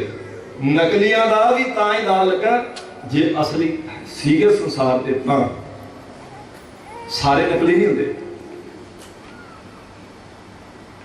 ਅਸਲ ਹੁੰਦੀ ਹੈ ਤਾਂ ਸੰਸਾਰ ਦੇ ਸਾਧ ਸੰਗਤ ਦੀ ਨਕਲ ਚੱਲਦੀ ਹੈ। ਤੇ ਅਸਲ ਦੀ ਨਿਸ਼ਾਨੀ ਦੱਸੀ ਮਹਾਰਾਜ ਨੇ। ਪੰਜਵੇਂ ਪਾਤਸ਼ਾਹ ਦਾ ਬੜਾ ਪਿਆਰਾ ਬਚਨ ਕਹਿੰਦੇ, ਮੰਤਰੰ ਰਾਮ ਰਾਮ ਨਾਮੰ ਧਿਆਨੰ ਸਰਬਤਰ ਪੂਰਨ ਹੈ, ਗਿਆਨੰ ਸਮ ਦੁਖ ਸੁਖੰ ਜੁਗਤ ਨਿਰਮਲ ਨਿਰਵੈਰਣ ਹੈ, ਦਇਆਲੰ ਸਰਬਤਰ ਜੀਆ ਪੰਚ ਦੋਖ ਵਿਵਰਜਿਤ ਹੈ। ਨਿਸ਼ਾਨੀ ਦੱਸਦੇ ਪਏ ਨੇ, ਆਤਮ ਗਿਆਨੀ ਦੀ ਨਿਸ਼ਾਨੀ, ਬ੍ਰਹਮ ਗਿਆਨੀ ਦੇ ਸਾਧ ਸੰਗਤ ਜੀ ਲੱਛਣ ਪੰਜਵੇਂ ਪਾਤਸ਼ਾਹ ਨੇ ਦੱਸੇ ਨੇ। ਉਹ ਕਹਿੰਦੇ ਨੇ ਮੰਤਰੰ ਰਾਮ ਰਾਮ ਨਾਮੰ ਧਿਆਨੰ ਸਰਬਤਰ ਪੂਰਨ ਹੈ, ਉਹਦੀ ਨਿਸ਼ਾਨੀ ਜੇ। ਉਹਦੀ ਰਸਨਾ ਤੇ ਮਹਾਰਾਜ ਦੇ ਦਿੱਤੇ ਮੰਤਰ ਦਾ ਜਾਪ ਹੁੰਦਾ, ਉਹਦੇ ਧਿਆਨ ਵਿੱਚ ਪਰਿਪੂਰਨ ਪ੍ਰਮਾਤਮਾ ਹਰ ਵੇਲੇ ਵਸਿਆ ਹੁੰਦਾ। ਆਪਾਂ ਯਤਨ ਕਰਕੇ ਆਪਾਂ ਨੂੰ ਰੋਜ਼ ਕਹਿੰਦੇ ਨੇ ਭਾਈ ਸਾਹਿਬ ਸਤਿਕਾਰਯੋਗ ਭਾਈ ਜਿਨ੍ਹਾਂ ਨੇ ਬੰਦ ਕਟਾਏ, ਖੋਪਰੀਆਂ ਕਰਵਾਈਆਂ, ਚਰਖੜੀਆਂ ਤੇ ਚੜੇ, ਤਾਂ ਨਾਰਿਆਂ ਨਾਲ ਚਰਵਾਏ, ਧਰਮ ਲਈ ਸੀਸ ਦਿੱਤਾ, ਸੀ ਨਹੀਂ ਕੀਤੀ, ਤਿੰਨਾਂ ਹੱਠੀਆਂ ਜੱਪੀਆਂ ਤਪੀਆਂ ਦੀ ਕਮਾਈ ਦਾ ਧਿਆਨ ਧਰ ਕੇ ਬੋਲੋ ਜੀ ਵਾਹਿਗੁਰੂ। ਕਹਿੰਦੇ ਧਿਆਨ ਧਰੋ, ਧਿਆਨ ਉੱਥੇ ਲੈ ਜਾਓ ਜਿੱਥੇ ਖੋਪਰੀਆਂ ਲੱਥ ਰਹੀਆਂ ਨੇ, ਬੀਬੀਆਂ ਦੇ ਬੱਚੇ ਨੇਜਿਆਂ ਤੇ ਟੰਗੇ ਨੇ, ਜਿਨ੍ਹਾਂ ਸਿੱਖੀ ਵਾਸਤੇ ਇੰਨੀ ਕਮਾਈ ਕੀਤੀ, ਦੇਗ ਚਲਾਈ, ਤੇਗ ਵਾਹੀ, ਉਹਨਾਂ ਦੀ ਕਮਾਈ ਦਾ ਕਹਿੰਦੇ ਧਿਆਨ ਧਰੋ। ਯਤਨ ਕਰਕੇ ਆਪਾਂ ਨੂੰ ਆਖਿਆ ਜਾਂਦਾ ਉਹ ਧਿਆਨ ਉੱਥੇ ਲੈ ਕੇ ਜਾਓ ਜਿਨ੍ਹਾਂ ਇੰਨੀਆਂ ਘਾਲਾਂ ਘਾਲੀਆਂ ਨੇ। ਪਰ ਆਤਮ ਗਿਆਨੀ ਦਾ ਧਿਆਨ ਸਦਾ ਹੀ ਸਾਧ ਸੰਗਤ ਜੀ ਉੱਥੇ ਹੁੰਦਾ। ਧਿਆਨ ਸਰਵਤਰ ਪੂਰਨ ਹੈ, ਗਿਆਨ ਸਮ ਦੁੱਖ ਸੁਖੰ। ਫਿਰ ਉਹਦੀ ਅਗਲੀ ਨਿਸ਼ਾਨੀ ਕਹਿੰਦੇ ਨੇ ਉਹ ਗਿਆਨ ਦੀ ਅਵਸਥਾ 'ਚ ਹੋਣ ਕਰਕੇ ਦੁੱਖ ਤੇ ਸੁੱਖ 'ਚ ਇੱਕੋ ਜਿਹਾ ਹੀ ਰਹਿੰਦਾ। ਭਾਵੇਂ ਦੁੱਖ ਆਵੇ ਜਾਂ ਸੁੱਖ ਆਵੇ, ਬ੍ਰਹਮ ਗਿਆਨੀ ਦੀ ਅਵਸਥਾ 'ਚ ਕੋਈ ਫਰਕ ਨਹੀਂ ਪੈਂਦਾ। ਇਹ ਜੀਵਨ ਜੀ ਕੇ ਸਤਿਗੁਰ ਸੱਚੇ ਪਾਤਸ਼ਾਹ ਜੀ ਨੇ ਵਿਖਾਲ ਦਿੱਤਾ ਤੇ ਉਹਦਾ ਇੱਕ ਨਮੂਨਾ ਪੰਜਵੇਂ ਪਾਤਸ਼ਾਹ ਜੀ ਨੇ ਪੇਸ਼ ਕਰ ਦਿੱਤਾ। ਜੇ ਸੀਸ ਤੇ ਚੌਰ ਝੁਲਦਾ ਤੇ ਤਾਂ ਵੀ ਮਹਾਰਾਜ ਸਾਧ ਸੰਗਤ ਜੀ ਆਨੰਦ ਵਿੱਚ ਨੇ, ਜੇ ਸੀਸ ਤੇ ਤੱਤਾ ਰੇਤਾ ਪੈ ਰਿਹਾ ਤਾਂ ਵੀ ਆਨੰਦ ਵਿੱਚ ਹੀ ਨੇ। ਬ੍ਰਹਮ ਗਿਆਨ ਦੇ ਅਰਥ ਉਹਨਾਂ ਕਰਕੇ ਵਿਖਾਲ ਦਿੱਤੇ। ਆਤਮ ਗਿਆਨੀ ਦਾ ਜੀਵਨ ਦੱਸ ਦਿੱਤਾ। ਕਹਿੰਦੇ ਗਿਆਨੰ ਸਮ ਦੁੱਖ ਸੁਖੰ ਜੁਗਤ ਨਿਰਮਲ ਨਿਰਵੈਰਣ ਹੈ। ਉਹਨਾਂ ਦੀ ਜਿਹੜੀ ਜੀਵਨ ਜੁਗਤੀ ਸਾਧ ਸੰਗਤ ਜੀ ਬਿਲਕੁਲ ਨਿਰਮਲ ਹੁੰਦੀ, ਵੈਰ ਭਾਵਨਾ ਬਿਲਕੁਲ ਨਹੀਂ ਹੁੰਦੀ ਆਤਮ ਗਿਆਨੀ ਦੇ ਮਨ 'ਚ। ਵੈਰ ਭਾਵਨਾ ਨਹੀਂ ਹੁੰਦੀ, ਪਰ ਦੁਸ਼ਟ ਦਾ ਸੌਦਾ ਲਾਉਣਾ ਇਹ ਸਿਧਾਂਤ ਹੈ। ਦਸਵੇਂ ਪਾਤਸ਼ਾਹ ਜੀ ਦੇ ਮਨ 'ਚ ਕੋਈ ਵੈਰ ਹੁੰਦਾ ਤੇ ਭਾਈ ਕਨ੍ਹਈਆ ਜੀ ਨੂੰ ਮਲਮ ਪੱਟੀ ਨਾ ਦਿੰਦੇ। ਉਹ ਕਹਿੰਦੇ ਭਾਈ ਕਨ੍ਹਈਆ ਜੀ ਆ ਕੱਲਾ ਪਾਣੀ ਨਹੀਂ ਪਿਆਉਣਾ, ਆ ਮਲਮ ਪੱਟੀ ਵੀ ਨਾਲ ਕਰਕੇ ਆਇਆ ਕਰੋ। ਪਰ ਜੇ ਮਹਾਰਾਜ ਸੱਚੇ ਪਾਤਸ਼ਾਹ ਨਿਰਵੈਰ ਨੇ, ਉਹ ਦੁਸ਼ਮਣ ਨੂੰ ਵੀ ਕਹਿੰਦੇ ਉਹਦੀ ਮਲਮ ਪੱਟੀ ਕਰੋ। ਪਰ ਜਿੱਥੇ ਸਾਧ ਸੰਗਤ ਜੀ ਕੋਈ ਸਿਧਾਂਤ ਤੋਂ ਪਰੇ ਹੁੰਦਾ, ਆਪਣੇ ਸਿੱਖਾਂ ਨੂੰ ਮਸੰਦਾਂ ਨੂੰ ਚੁੱਕ ਕੇ ਤਪ ਦੇ ਕੜਾਈ 'ਚ ਮਾਰਿਆ ਕਲਗੀਧਰ ਪਾਤਸ਼ਾਹ ਨੇ। ਦੁਸ਼ਟ ਖਤਮ ਕਰਨੇ ਆ, ਪਰ ਵੈਰ ਨਹੀਂ ਕਿਸੇ ਵਾਸਤੇ ਮਨ 'ਚ ਬੀਜ ਕੇ ਰੱਖਣਾ। ਇਹ ਨਿਸ਼ਾਨੀ ਹੈ। ਕਹਿੰਦੇ ਦਇਆਲੰ ਸਰਬਤਰ ਜੀਆ, ਗਿਆਨ ਸਮ ਦੁੱਖ ਜੁਗ ਸੁਖੰ ਜੁਗਤ ਨਿਰਮਲ ਨਿਰਵੈਰਣ ਹੈ। ਉਹਨਾਂ ਦੀ ਜੀਵਨ ਦੀ ਜੁਗਤੀ ਨਿਰਮਲ ਹੁੰਦੀ, ਬਿਲਕੁਲ ਵੈਰ ਭਾਵਨਾ ਨਹੀਂ ਹੁੰਦੀ ਆਤਮ ਗਿਆਨੀ ਦੇ ਮਨ 'ਚ। ਸੰਤ ਬਾਬਾ ਜਰਨੈਲ ਸਿੰਘ ਜੀ ਦਾ ਜੀਵਨ ਮੀਡੀਆ ਨੇ ਜਿਹੜਾ ਪੇਸ਼ ਕੀਤਾ ਲੋਕਾਂ ਸਾਹਮਣੇ, ਇਦਾਂ ਦਾ ਹੈ ਨਹੀਂ ਸੀ, ਇਦਾਂ ਦਾ ਬਿਲਕੁਲ ਨਹੀਂ ਸੀ। ਪਿਆਰ ਦੀ ਮੂਰਤੀ ਸਨ, ਸਾਰੇ ਧਰਮਾਂ ਦਾ ਸਤਿਕਾਰ ਕਰਨ ਵਾਲੇ। ਹਜ਼ਾਰਾਂ ਵਾਰ ਉਹਨਾਂ ਨੇ ਬੋਲੇ ਆਪਾਂ ਸੁਣ ਸਕਦੇ ਹੋ। ਕਹਿੰਦੇ ਆਪਣੇ ਧਰਮ 'ਚ ਪੱਕਾ ਹਿੰਦੂ ਸਾਡਾ ਭਰਾ ਹੈ, ਆਪਣੇ ਧਰਮ 'ਚ ਪੱਕਾ ਮੁਸਲਮਾਨ ਮੇਰਾ ਭਰਾ ਹੈ, ਉਹ ਆਪਣੇ ਧਰਮ 'ਚ ਪੱਕਾ ਕ੍ਰਿਸਚੀਅਨ ਮੇਰਾ ਭਰਾ ਹੈ। ਇਸ ਕਰਕੇ ਮੈਂ ਕਹਿੰਦਾ ਸਿੱਖ ਵੀ ਆਪਣੇ ਧਰਮ 'ਚ ਪੱਕੇ ਹੋਣ। ਜੇ ਉਹ ਗੁਰਦੁਆਰਾ ਸਾਹਿਬ ਬਣਾਉਂਦੇ ਨੇ ਜੇਲ੍ਹ ਵਿੱਚ, ਤੇ ਉੱਥੇ ਮੰਦਿਰ ਵੀ ਸਾਧ ਸੰਗਤ ਜੀ ਬਣਾ ਕੇ ਆਉਂਦੇ, ਭਾਈ ਅਮਰੀਕ ਸਿੰਘ, ਭਾਈ ਠਾਰਾ ਸਿੰਘ। ਜੇ ਸਨਾਤਨ ਮਤ ਦੇ ਧਾਰਮਿਕ ਗ੍ਰੰਥ ਨੂੰ ਕਪੂਰਥਲੇ ਅੱਗ ਲੱਗ ਜਾਂਦੀ ਹੈ ਤੇ ਮੁਕੱਦਮਾ ਸੰਤ ਬਾਬਾ ਜਰਨੈਲ ਸਿੰਘ ਜੀ ਖਾਲਸਾ ਆਪਣੇ ਪੈਸੇ ਖਰਚ ਕੇ ਆਪ ਵਕੀਲ ਕਰਕੇ ਲੜਦੇ ਆ।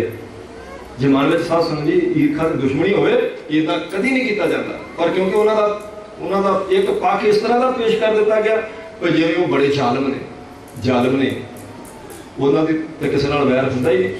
ਕਹਿੰਦੇ ਦਇਆਲੰ ਸਰਬਤਰ ਜੀਆ, ਪੰਜ ਦੋਖ ਵਿਵਰਜਿਤ ਹੈ। ਆਤਮ ਗਿਆਨੀ ਦੀ ਨਿਸ਼ਾਨੀ ਸਾਰੇ ਜੀਵਾਂ ਤੇ ਸਾਧ ਸੰਗਤ ਜੀ ਦਇਆ ਕਰਦਾ ਸਭ ਉੱਤੇ।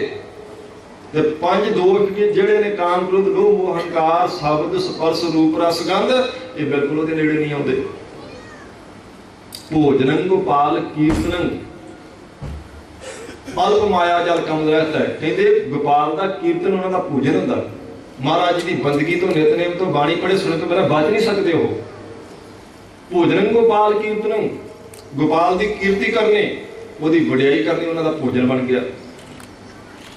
ਅਲਪ ਮਾਇਆ ਜਲ ਕਮ ਰਹਿਤਾ ਹੈ, ਤੇ ਨਿਰਲੇਪ ਰਹਿੰਦੇ ਨੇ ਮਾਇਆ ਤੋਂ ਸਾਧ ਸੰਗਤ ਜੀ। ਸਾਰੇ ਕਾਰਜ ਮਾਇਆ ਵਾਲੇ ਹੋਣ ਵਾਲੇ ਉਹਨਾਂ ਕਰਨੇ ਨੇ, ਪਰ ਫਿਰ ਵੀ ਉਹ ਮਾਇਆ ਤੋਂ ਨਿਰਲੇਪ ਨੇ। ਕਿੱਦਾਂ ਦਾ ਨਿਰਲੇਪ ਜੀਵਨ ਹੈ? ਬਾਬਾ ਜੀ ਦਾ ਪਿੰਡ ਹੈ ਸਾਧ ਸੰਗਤ ਜੀ ਮਖੂ ਦੇ ਕੋਲੇ, ਤੇ ਉਹਨਾਂ ਨੂੰ 3-4 ਕਿੱਲੇ ਜ਼ਮੀਨ ਆਉਂਦੀ ਆਪਣੀ ਘਰ ਘਰੇਲੂ ਜ਼ਮੀਨ ਚੋਂ। ਇੱਕ ਵਾਰੀ ਉਧਰੋਂ ਫਿਰੋਜ਼ਪੁਰ ਵੱਲੋਂ ਬੱਸ ਆ ਰਹੀ ਹੈ ਤੇ ਪਿੰਡ ਨੂੰ ਮੋੜ ਲਏ। ਜਦੋਂ ਪਿੰਡ ਗਏ, ਉਹਨਾਂ ਦੇ ਭਰਾ ਨੇ ਸਾਧ ਸੰਗਤ ਜੀ ਉੱਥੇ, ਹੁਣ ਪਿੱਛੇ ਜੇ ਉਹਨਾਂ ਦੇ ਭਰਾ ਦਾ ਚੜਾਈ ਕਰਕੇ ਉਹ ਉੱਥੇ ਗਏ ਤਾਂ ਉਹਨਾਂ ਚਲੋ ਜਲ ਪਾਣੀ ਛਕਾਇਆ, ਤਾਂ ਉਹਨਾਂ ਨੂੰ ਕਹਿੰਦੇ ਵੀ ਮੇਰੀ ਜ਼ਮੀਨ ਦਾ ਜਿਹੜਾ ਠੇਕਾ ਆ ਮੈਨੂੰ ਦੇ ਦਿਓ।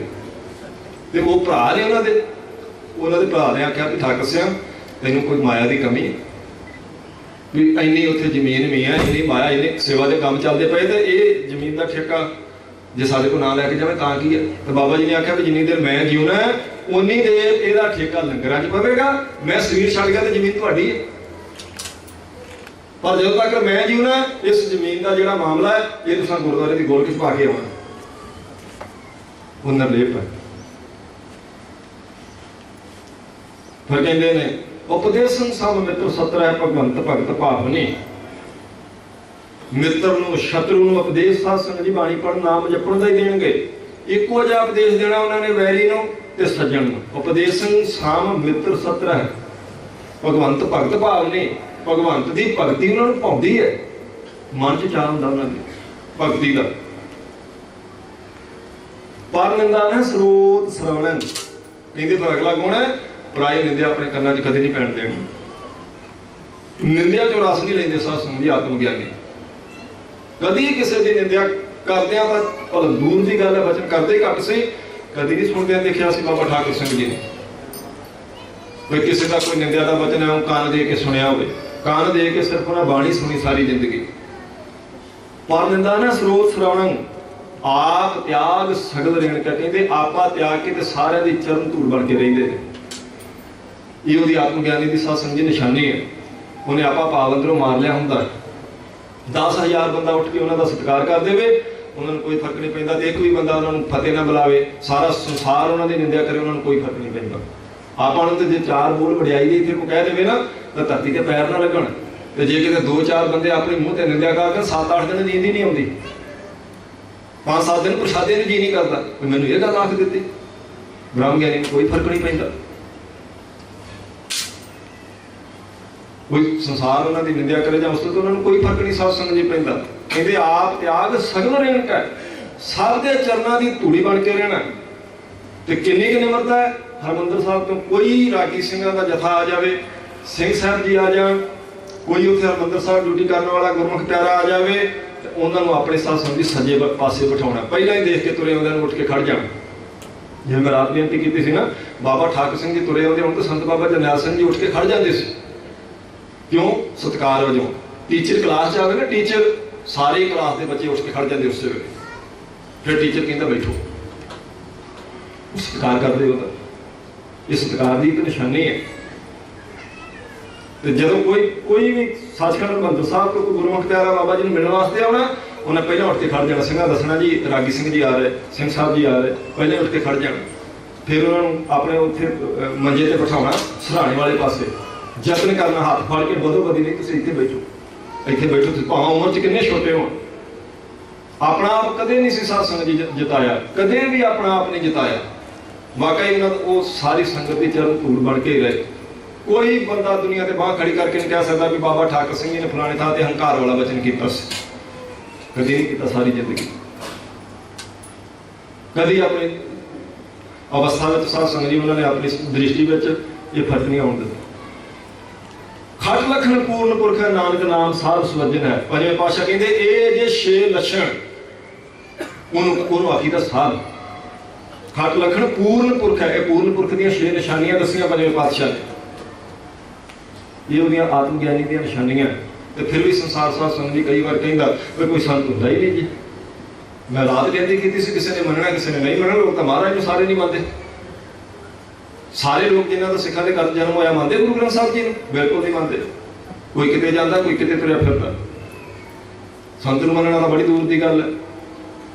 ਪਰ ਜਿਹੜੇ ਗੁਰਮੁਖ ਇਹ ਦਲੀਲ ਦਿੰਦੇ ਨਾ ਕਿ ਸੰਤ ਤਾਂ ਕੋਈ ਹੁੰਦਾ ਹੀ ਨਹੀਂ ਜੀ, ਸੰਤ ਤਾਂ ਗੁਰੂ ਸਾਹਿਬ ਨੂੰ ਆਖਿਆ, ਸੰਤ ਤਾਂ ਪਰਮੇਸ਼ਰ ਨੂੰ ਆਖਿਆ। ਨਹੀਂ ਨਹੀਂ ਨਹੀਂ, ਭਾਗ ਹੋਆ ਗੁਰ ਸੰਤ ਮਿਲਾਇਆ, ਪ੍ਰਭ ਬਨਾਸੀ ਘਰ ਮੈਂ ਪਾਇਆ। ਅੱਛਾ, ਕਬੀਰ ਸਾਹਿਬ ਕਹਿੰਦੇ ਨੇ ਕਿਆ ਅਪਰਾਧ ਸੰਤ ਹੈ ਕੀਨਾ, ਬਾਦ ਕੋਟ ਕੁੰਚਰ। ਜੇ ਗੁਰੂ ਸਾਹਿਬ ਨੇ ਸਾਧ ਸੰਗਤ ਦੀ ਸੰਤ ਆਖਿਆ ਤੇ ਕਬੀਰ ਸਾਹਿਬ ਕਿੰਨਵੇਂ ਗੁਰੂ ਹੈ ਦੱਸੇ ਕੋਈ ਗੁਰਮੁਖ ਪਿਆਰਾ? ਆਪਣੇ 10 ਗੁਰੂ ਸਾਹਿਬ ਨੇ ਤੇ ਫਿਰ ਗੁਰੂ ਗ੍ਰੰਥ ਸਾਹਿਬ ਮਾਰੇ ਨੇ। ਕਬੀਰ ਸਾਹਿਬ ਕਿੰਨਵੇਂ ਗੁਰੂ? ਭਗਤ ਨੇ।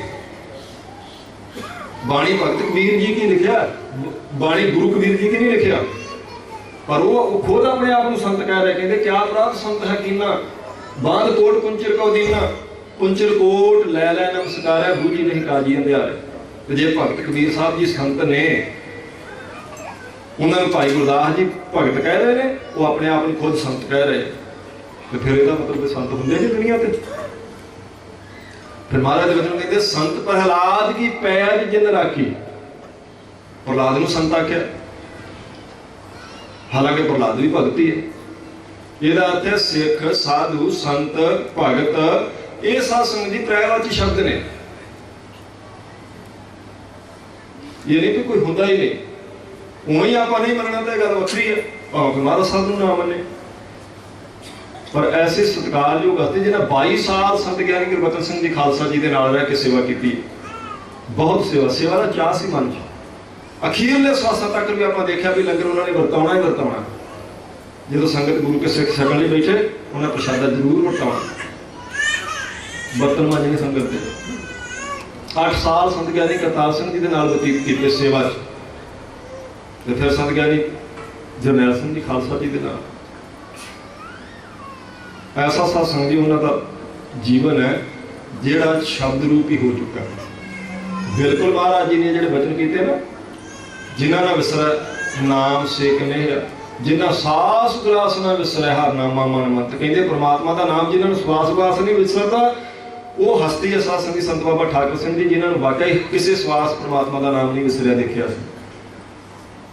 ਤੇ ਫਿਰ ਉਹਨਾਂ ਦੇ ਅੰਦਰ ਜਿਹੜੀ ਪੰਥ ਦੀ ਸੇਵਾ ਕਰਨ ਦਾ ਚਾਹ ਹੈ, ਉਹਨਾਂ ਨੇ ਸਤਸੰਗੀ ਨਜ਼ਰਬੰਦ ਸਿੰਘਾਂ ਦੇ ਮੁਕੱਦਮੇ ਲੜੇ, ਨਜ਼ਰਬੰਦ ਸਿੰਘਾਂ ਦੇ ਉਹਨਾਂ ਨੇ ਪਰਿਵਾਰ ਸਾਂਭੇ, ਧਰਮੀ ਫੌਜੀਆਂ ਨੂੰ ਕਹਿ ਕੇ ਸ਼੍ਰੋਮਣੀ ਕਮੇਟੀ ਵਿੱਚ ਨੌਕਰੀਆਂ ਦਵਾਈਆਂ। ਜਿਹਨੂੰ ਨਹੀਂ ਮਿਲੀ ਉਹਦੇ ਘਰ ਦਾ ਸਾਰਾ ਖਰਚਾ ਸੰਤ ਬਾਬਾ ਠਾਕੁਰ ਸਿੰਘ ਜੀ ਖਾਲਸਾ ਜੀ ਨੇ ਕਹਿ ਕੇ ਸਤਸੰਗ ਜੀ ਆਪ ਚੱਕਿਆ। ਭਾਈ ਹਰਜਿੰਦਰ ਸਿੰਘ ਜਿੰਦਾ ਤੇ ਸੁਖਦੇਵ ਸਿੰਘ ਸੁਖਾ, ਉਹ ਸੁਖੇ ਦੀ ਮਾਤਾ ਦੇ ਬਚਨ ਤੁਸੀਂ ਸੁਣੇ ਆ ਨਾ, ਨਹੀਂ ਤਾਂ ਹੁਣ ਕੱਢ ਕੇ ਸੁਣ ਲਿਆ ਜੇ। ਉਹ ਕਹਿੰਦੀ ਜਿੰਨੀ ਦੇਰ ਬਾਬਾ ਠਾਕੁਰ ਸਿੰਘ ਜੀ ਜਿਉਂਦੇ ਰਹੇ ਉਹ ਬਰਸੀ ਆਪ ਮਨਾਉਂਦੇ ਰਹੇ, ਇਹਨਾਂ ਸ਼ਹੀਦਾਂ ਦੀ ਬਰਸੀ। ਤੇ ਕਹਿੰਦੇ ਜਦੋਂ ਤੋਂ ਉਹਨਾਂ ਸਰੀਰ ਛੱਡ ਦਿੱਤਾ ਹੁਣ ਸਾਨੂੰ ਪਰਿਵਾਰ 'ਚ ਘਰ 'ਚ ਮਨਾਉਣੀ ਪੈਂਦੀ ਹੈ। ਉਦੋਂ ਬਾਅਦ ਕਹਿੰਦੀ ਅਸੀਂ ਹੁਣ ਪਰਿਵਾਰ ਨੇ ਮਨਾਈ ਆਪਣੇ ਘਰ 'ਚ, ਨਹੀਂ ਤੇ ਸੰਤ ਬਾਬਾ ਠਾਕੁਰ ਸਿੰਘ ਜੀ ਨੇ ਮਨਾਈ ਉਹਨਾਂ ਦੀ ਬਰਸੀ। ਜਿੰਦੇ ਦੀ ਮਾਤਾ ਇੱਕ ਵਾਰੀ ਢਿੱਲੀ ਹੋ ਗਈ, ਰਾਤ 10 ਵਜੇ ਭੇਜਿਆ ਵੀ ਜਾਓ ਉਹਨਾਂ ਨੂੰ ਚੰਗੇ ਹਸਪੀਟਲ ਵਿੱਚ ਦਾਖਲ ਕਰਵਾ ਕੇ ਆਓ, ਤੇ ਜਿਨ੍ਹਾਂ ਇਲਾਜ ਦਾ ਖਰਚਾ ਸਾਰਾ ਆਪਾਂ ਕਰਨਾ। ਭਾਵੇਂ ਮਾਤਾ ਨੇ ਆਖਿਆ ਨਹੀਂ ਮੈਨੂੰ ਯਾਦ ਕਰ ਲਿਆ ਤੇ ਮੇਰਾ ਦੁੱਖ ਕੱਟਿਆ ਗਿਆ, ਕੋਈ ਗੱਲ ਨਹੀਂ। ਸ਼ਹੀਦਾਂ ਦੇ ਬੱਚੇ ਸਤਸੰਗ ਜੀ ਉਹਨਾਂ ਨੇ ਪੜ੍ਹਾਇਆ, ਕਿਉਂ ਖਾਲਸਾ ਅਕੈਡਮੀ ਚੱਲਦੀ ਹੈ, ਬਾਬਾ ਜੀ ਨੇ ਬਣਵਾਈ ਹੈ ਖਾਲਸਾ ਅਕੈਡਮੀ। ਕਿਸੇ ਸ਼ਹੀਦ ਪਰਿਵਾਰ ਕੋਲ ਇੱਕ ਪੈਸਾ ਨਹੀਂ ਕਦੇ ਵਾਸਤੇ ਲਿਆ, ਕਦੇ ਵੀ। ਉਹ ਬੱਚੇ ਪੜ੍ਹਦੇ ਰਹੇ, ਅਕੈਡਮੀ 'ਚ ਪੜ੍ਹਨ ਵਾਲੇ ਬੱਚੇ ਇੱਥੇ ਸੰਗਤ ਵਿੱਚ ਬੈਠੇ ਨੇ, ਪਤਾ ਸੀ ਕਿ ਉੱਥੇ ਫਰੀ ਪੜ੍ਹਾਏ ਜਾਂਦੇ ਬੱਚੇ। ਗਰੀਬਾਂ ਦੇ ਬੱਚਿਆਂ ਕੋਲ ਕਦੇ ਕੋਈ ਪੈਸਾ ਨਹੀਂ ਸੀ ਲਿਆ।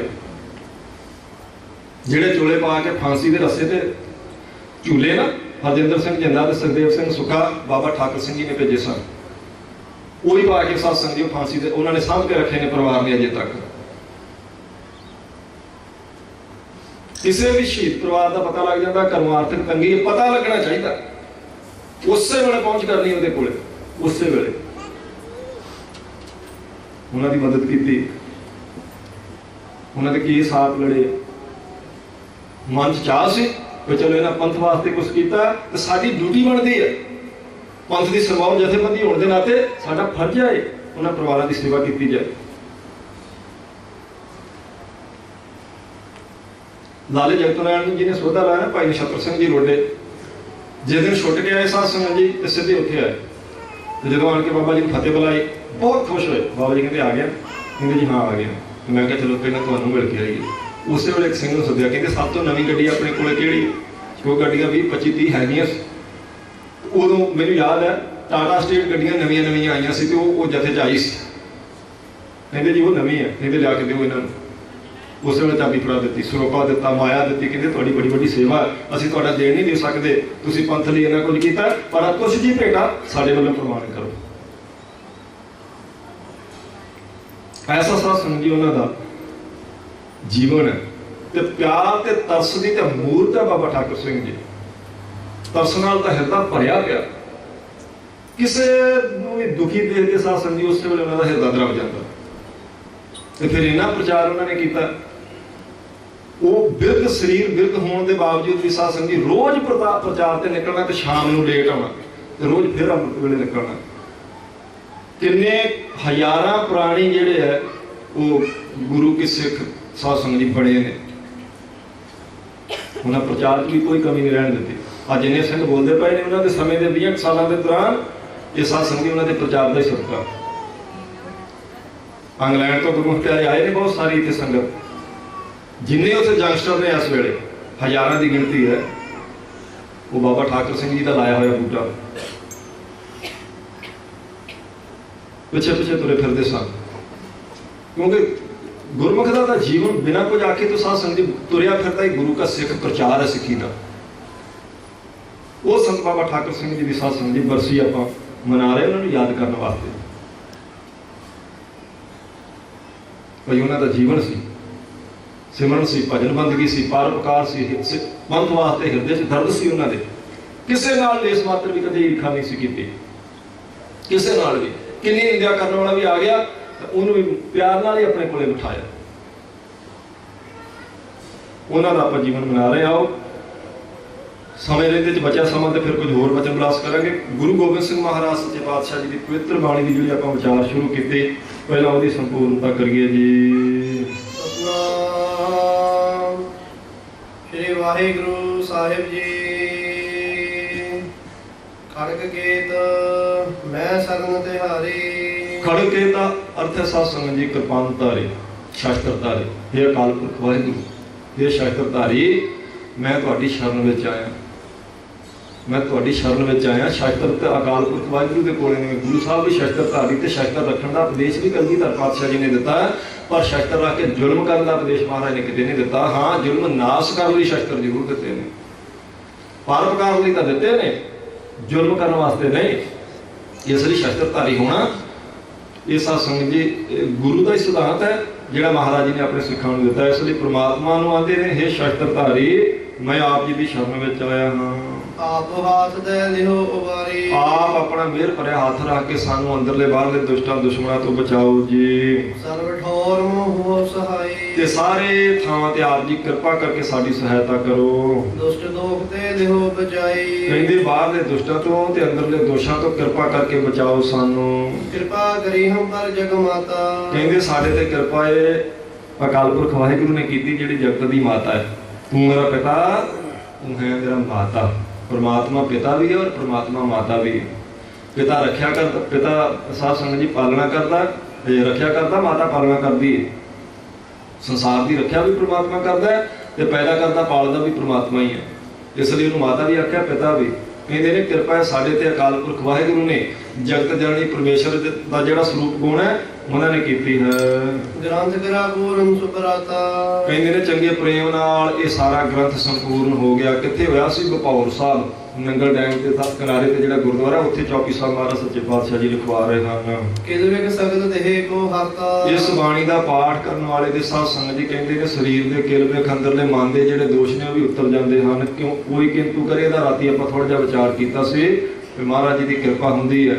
बाणी पढ़िया गुरु की कृपा होवे ते दुख कटे जाते हैं। दुष्ट दोखिन को शय करता। कहते सारे दुष्टां नूं, दोषियां नूं, दोखां नूं शय करता, नाश कर दिंदा परमात्मा। ਜਿਹੜੇ ਗੁਰਮੁਖ ਦੀ ਸ਼ਰਨ ਵਿੱਚ ਆਉਂਦੇ ਹਨ ਉਹਨਾਂ ਦਿਆਂ ਨੂੰ ਸ੍ਰੀ ਅਸਤੁਜ ਜਬ ਭਏ ਦਇਆਲਾ। ਕਹਿੰਦੇ ਜਦੋਂ ਅਕਾਲ ਪੁਰਖ ਵਾਹਿਗੁਰੂ ਦਿਆਲ ਹੋਇਆ ਤਾਂ ਪੂਰਨ ਗ੍ਰਾ ਗ੍ਰੰਥ ਤਤ ਕਾਲਾ। ਇਹ ਗ੍ਰੰਥ ਕਹਿੰਦੇ ਉਦੋਂ ਫਿਰ ਸੰਪੂਰਨ ਹੋਇਆ ਜਦੋਂ ਪ੍ਰਮਾਤਮਾ ਨੇ ਕਿਰਪਾ ਕੀਤੀ, ਮਿਹਰ ਕੀਤੀ ਅਕਾਲ ਪੁਰਖ ਵਾਹਿਗੁਰੂ ਨੇ। ਮਦ ਵਾਂਛਤ ਫਲ ਪਾਵੈ ਸੋਈ। ਇਸ ਬਾਣੀ ਦਾ ਪਾਠ ਕਰਨ ਵਾਲੇ ਨੂੰ ਮਨ ਭਾਉਂਦੇ ਫਲਾਂ ਦੀ ਪ੍ਰਾਪਤੀ ਹੁੰਦੀ। ਭਾਵ ਜਿਹੜੀ ਮਰਜ਼ੀ ਬਾਣੀ ਪੜ੍ਹੇ ਫਲਾਂ ਦੇ ਵਿੱਚ ਕੋਈ ਫਰਕ ਨਹੀਂ ਹੁੰਦਾ, ਪਰ ਫਿਰ ਵੀ ਕੋਈ ਕੁਝ ਸਿਧਾਂਤ ਹੈ ਜਿਵੇਂ ਬਣਾ ਦਿੱਤੇ। ਜਿਵੇਂ ਸੁਖਮਨੀ ਸਾਹਿਬ ਬਹੁਤ ਪ੍ਰਚਲਿਤ ਹੈ ਪੰਥ ਵਿੱਚ, ਬਾਕੀ ਬਾਣੀਆਂ ਉਹਨੀਆਂ ਪ੍ਰਚਲਿਤ ਨੇ। ਇਹਦਾ ਮਤਲਬ ਨਹੀਂ ਸੁਖਮਨੀ ਸਾਹਿਬ ਦਾ ਫਲ ਜ਼ਿਆਦਾ ਤੇ ਜਪਜੀ ਸਾਹਿਬ ਦਾ ਘੱਟ ਹੈ, ਪਰ ਕੁਝ ਬਾਣੀਆਂ ਪ੍ਰਚਲਿਤ ਹੋ ਚੁੱਕੀਆਂ ਨੇ।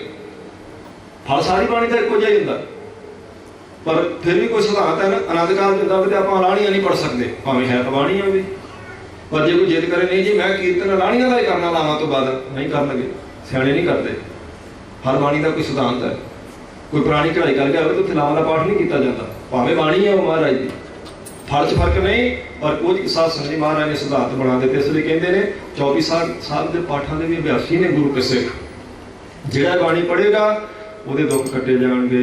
ਦੁੱਖ ਨਾ ਦਸੈ ਵਿਆਪਤ ਕੋਈ। ਕੋਈ ਦੁੱਖ ਕਹਿੰਦੇ ਮੁੜ ਕੇ ਵਿਆਪੇਗਾ ਨਹੀਂ, ਲੱਗੇਗਾ ਨਹੀਂ ਉਸ ਨੂੰ। ਅੜਿਲ ਅੜਿਲ ਛੰਦ ਦੀ ਚਾਲ ਦਾ ਨਾਮ ਹੈ। ਮਾਤਰਾ ਕਰਕੇ ਫਰਕ ਹੁੰਦਾ ਬਾਕੀ ਛੰਦਾਂ ਨਾਲੋਂ। ਸੁਣੇ ਗੁੰਗ ਜੋ ਜਾਹੇ ਸੁਰਸ ਨਾ ਪਾਵੇ। ਇਸ ਪਵਿੱਤਰ ਬਾਣੀ ਨੂੰ ਕਹਿੰਦੇ ਜੇ ਕੋਈ ਪ੍ਰੇਮ ਨਾਲ ਸੁਣੇ ਤੇ ਜਿਸ ਵਿੱਚ ਸਾਧ ਸੰਗਤ ਜੀ ਬੋਲਣ ਦੀ ਸਮਰੱਥਾ ਨਾ ਹੋਵੇ, ਮਹਾਰਾਜ ਨੂੰ ਬੋਲਣ ਦੀ ਸ਼ਕਤੀ ਬਖਸ਼ ਦਿੰਦੇ। ਸੁਣੇ ਗੁੰਗ ਜੋ ਜਾਹੇ ਸੁਰਸ ਨਾ ਪਾਵੇ, ਕਹਿੰਦੇ ਬੋਲਣ ਲੱਗ ਪਵੇਗਾ ਉਹ ਪ੍ਰੇਮ ਨਾਲ ਮਹਾਰਾਜ ਜੀ ਦੀ ਬਾਣੀ ਸੁਣਨ ਲੱਗ ਪਵੇ ਤਾਂ। ਸੁਣੇ ਮੂੜ ਜਿਤ ਲਾਏ ਚਤਰਤਾ ਆਵੇ। ਤੇ ਜਿਹੜਾ ਸਾਧ ਸੰਗਤ ਜੀ ਬਰੀਕੀਆਂ ਸਮਝਣ ਤੋਂ ਅਸਮਰੱਥ ਬੰਦਾ ਹੈ ਨਾ, ਮੂੜ ਹੋਵੇ, ਮੋਟੀ ਮੱਤ ਵਾਲਾ ਬੈਲ ਬੁੱਧੀ, ਮਹਾਰਾਜ ਜੀ ਦੀ ਬਾਣੀ ਦਾ ਇਸ ਦਾ ਅਭਿਆਸੀ ਹੋ ਜਾਵੇ ਤੇ ਸਾਧ ਸੰਗਤ ਜੀ ਫਿਰ ਉਹ ਚਾਤਰ ਹੋ ਜਾਏਗਾ, ਸਿਆਣਾ। ਵਿਦਵਤਾ ਫੁਰਵੇਗੀ, ਵਿਦਵਤਾ ਬਖਸ਼ ਦਿੰਦੇ ਮਹਾਰਾਜ, ਕਿਉਂਕਿ ਬਾਣੀ 'ਚ ਗੁਰੂ ਵਰਤ ਰਿਹਾ ਨਾ। ਜਦੋਂ ਤੁਹਾਡੀ ਸ਼ਰਧਾ ਬਣ ਗਈ, ਤੁਸੀਂ ਬਾਣੀ ਦੇ ਅਭਿਆਸੀ ਬਣ ਗਏ ਤਾਂ ਗਿਆਨ ਅੰਦਰੋਂ ਨਿਕਲੇਗਾ। ਗਿਆਨ ਕਿਤੋਂ ਬਾਹਰੋਂ ਨਹੀਂ ਆਉਣਾ, ਫਿਰ ਅੰਦਰੋਂ ਨਿਕਲਣ ਲੱਗ ਪੈਂਦਾ। ਤੇ ਜੇ ਕਿੱਡਾ ਵੱਡਾ ਗਿਆਨਵਾਨ ਹੋਵੇ, ਹੰਕਾਰ ਕਰ ਲਵੇ ਤੇ ਗਿਆਨ ਦਾ ਇੱਕ ਅੱਖਰ ਨਹੀਂ ਫੁਰੇਗਾ।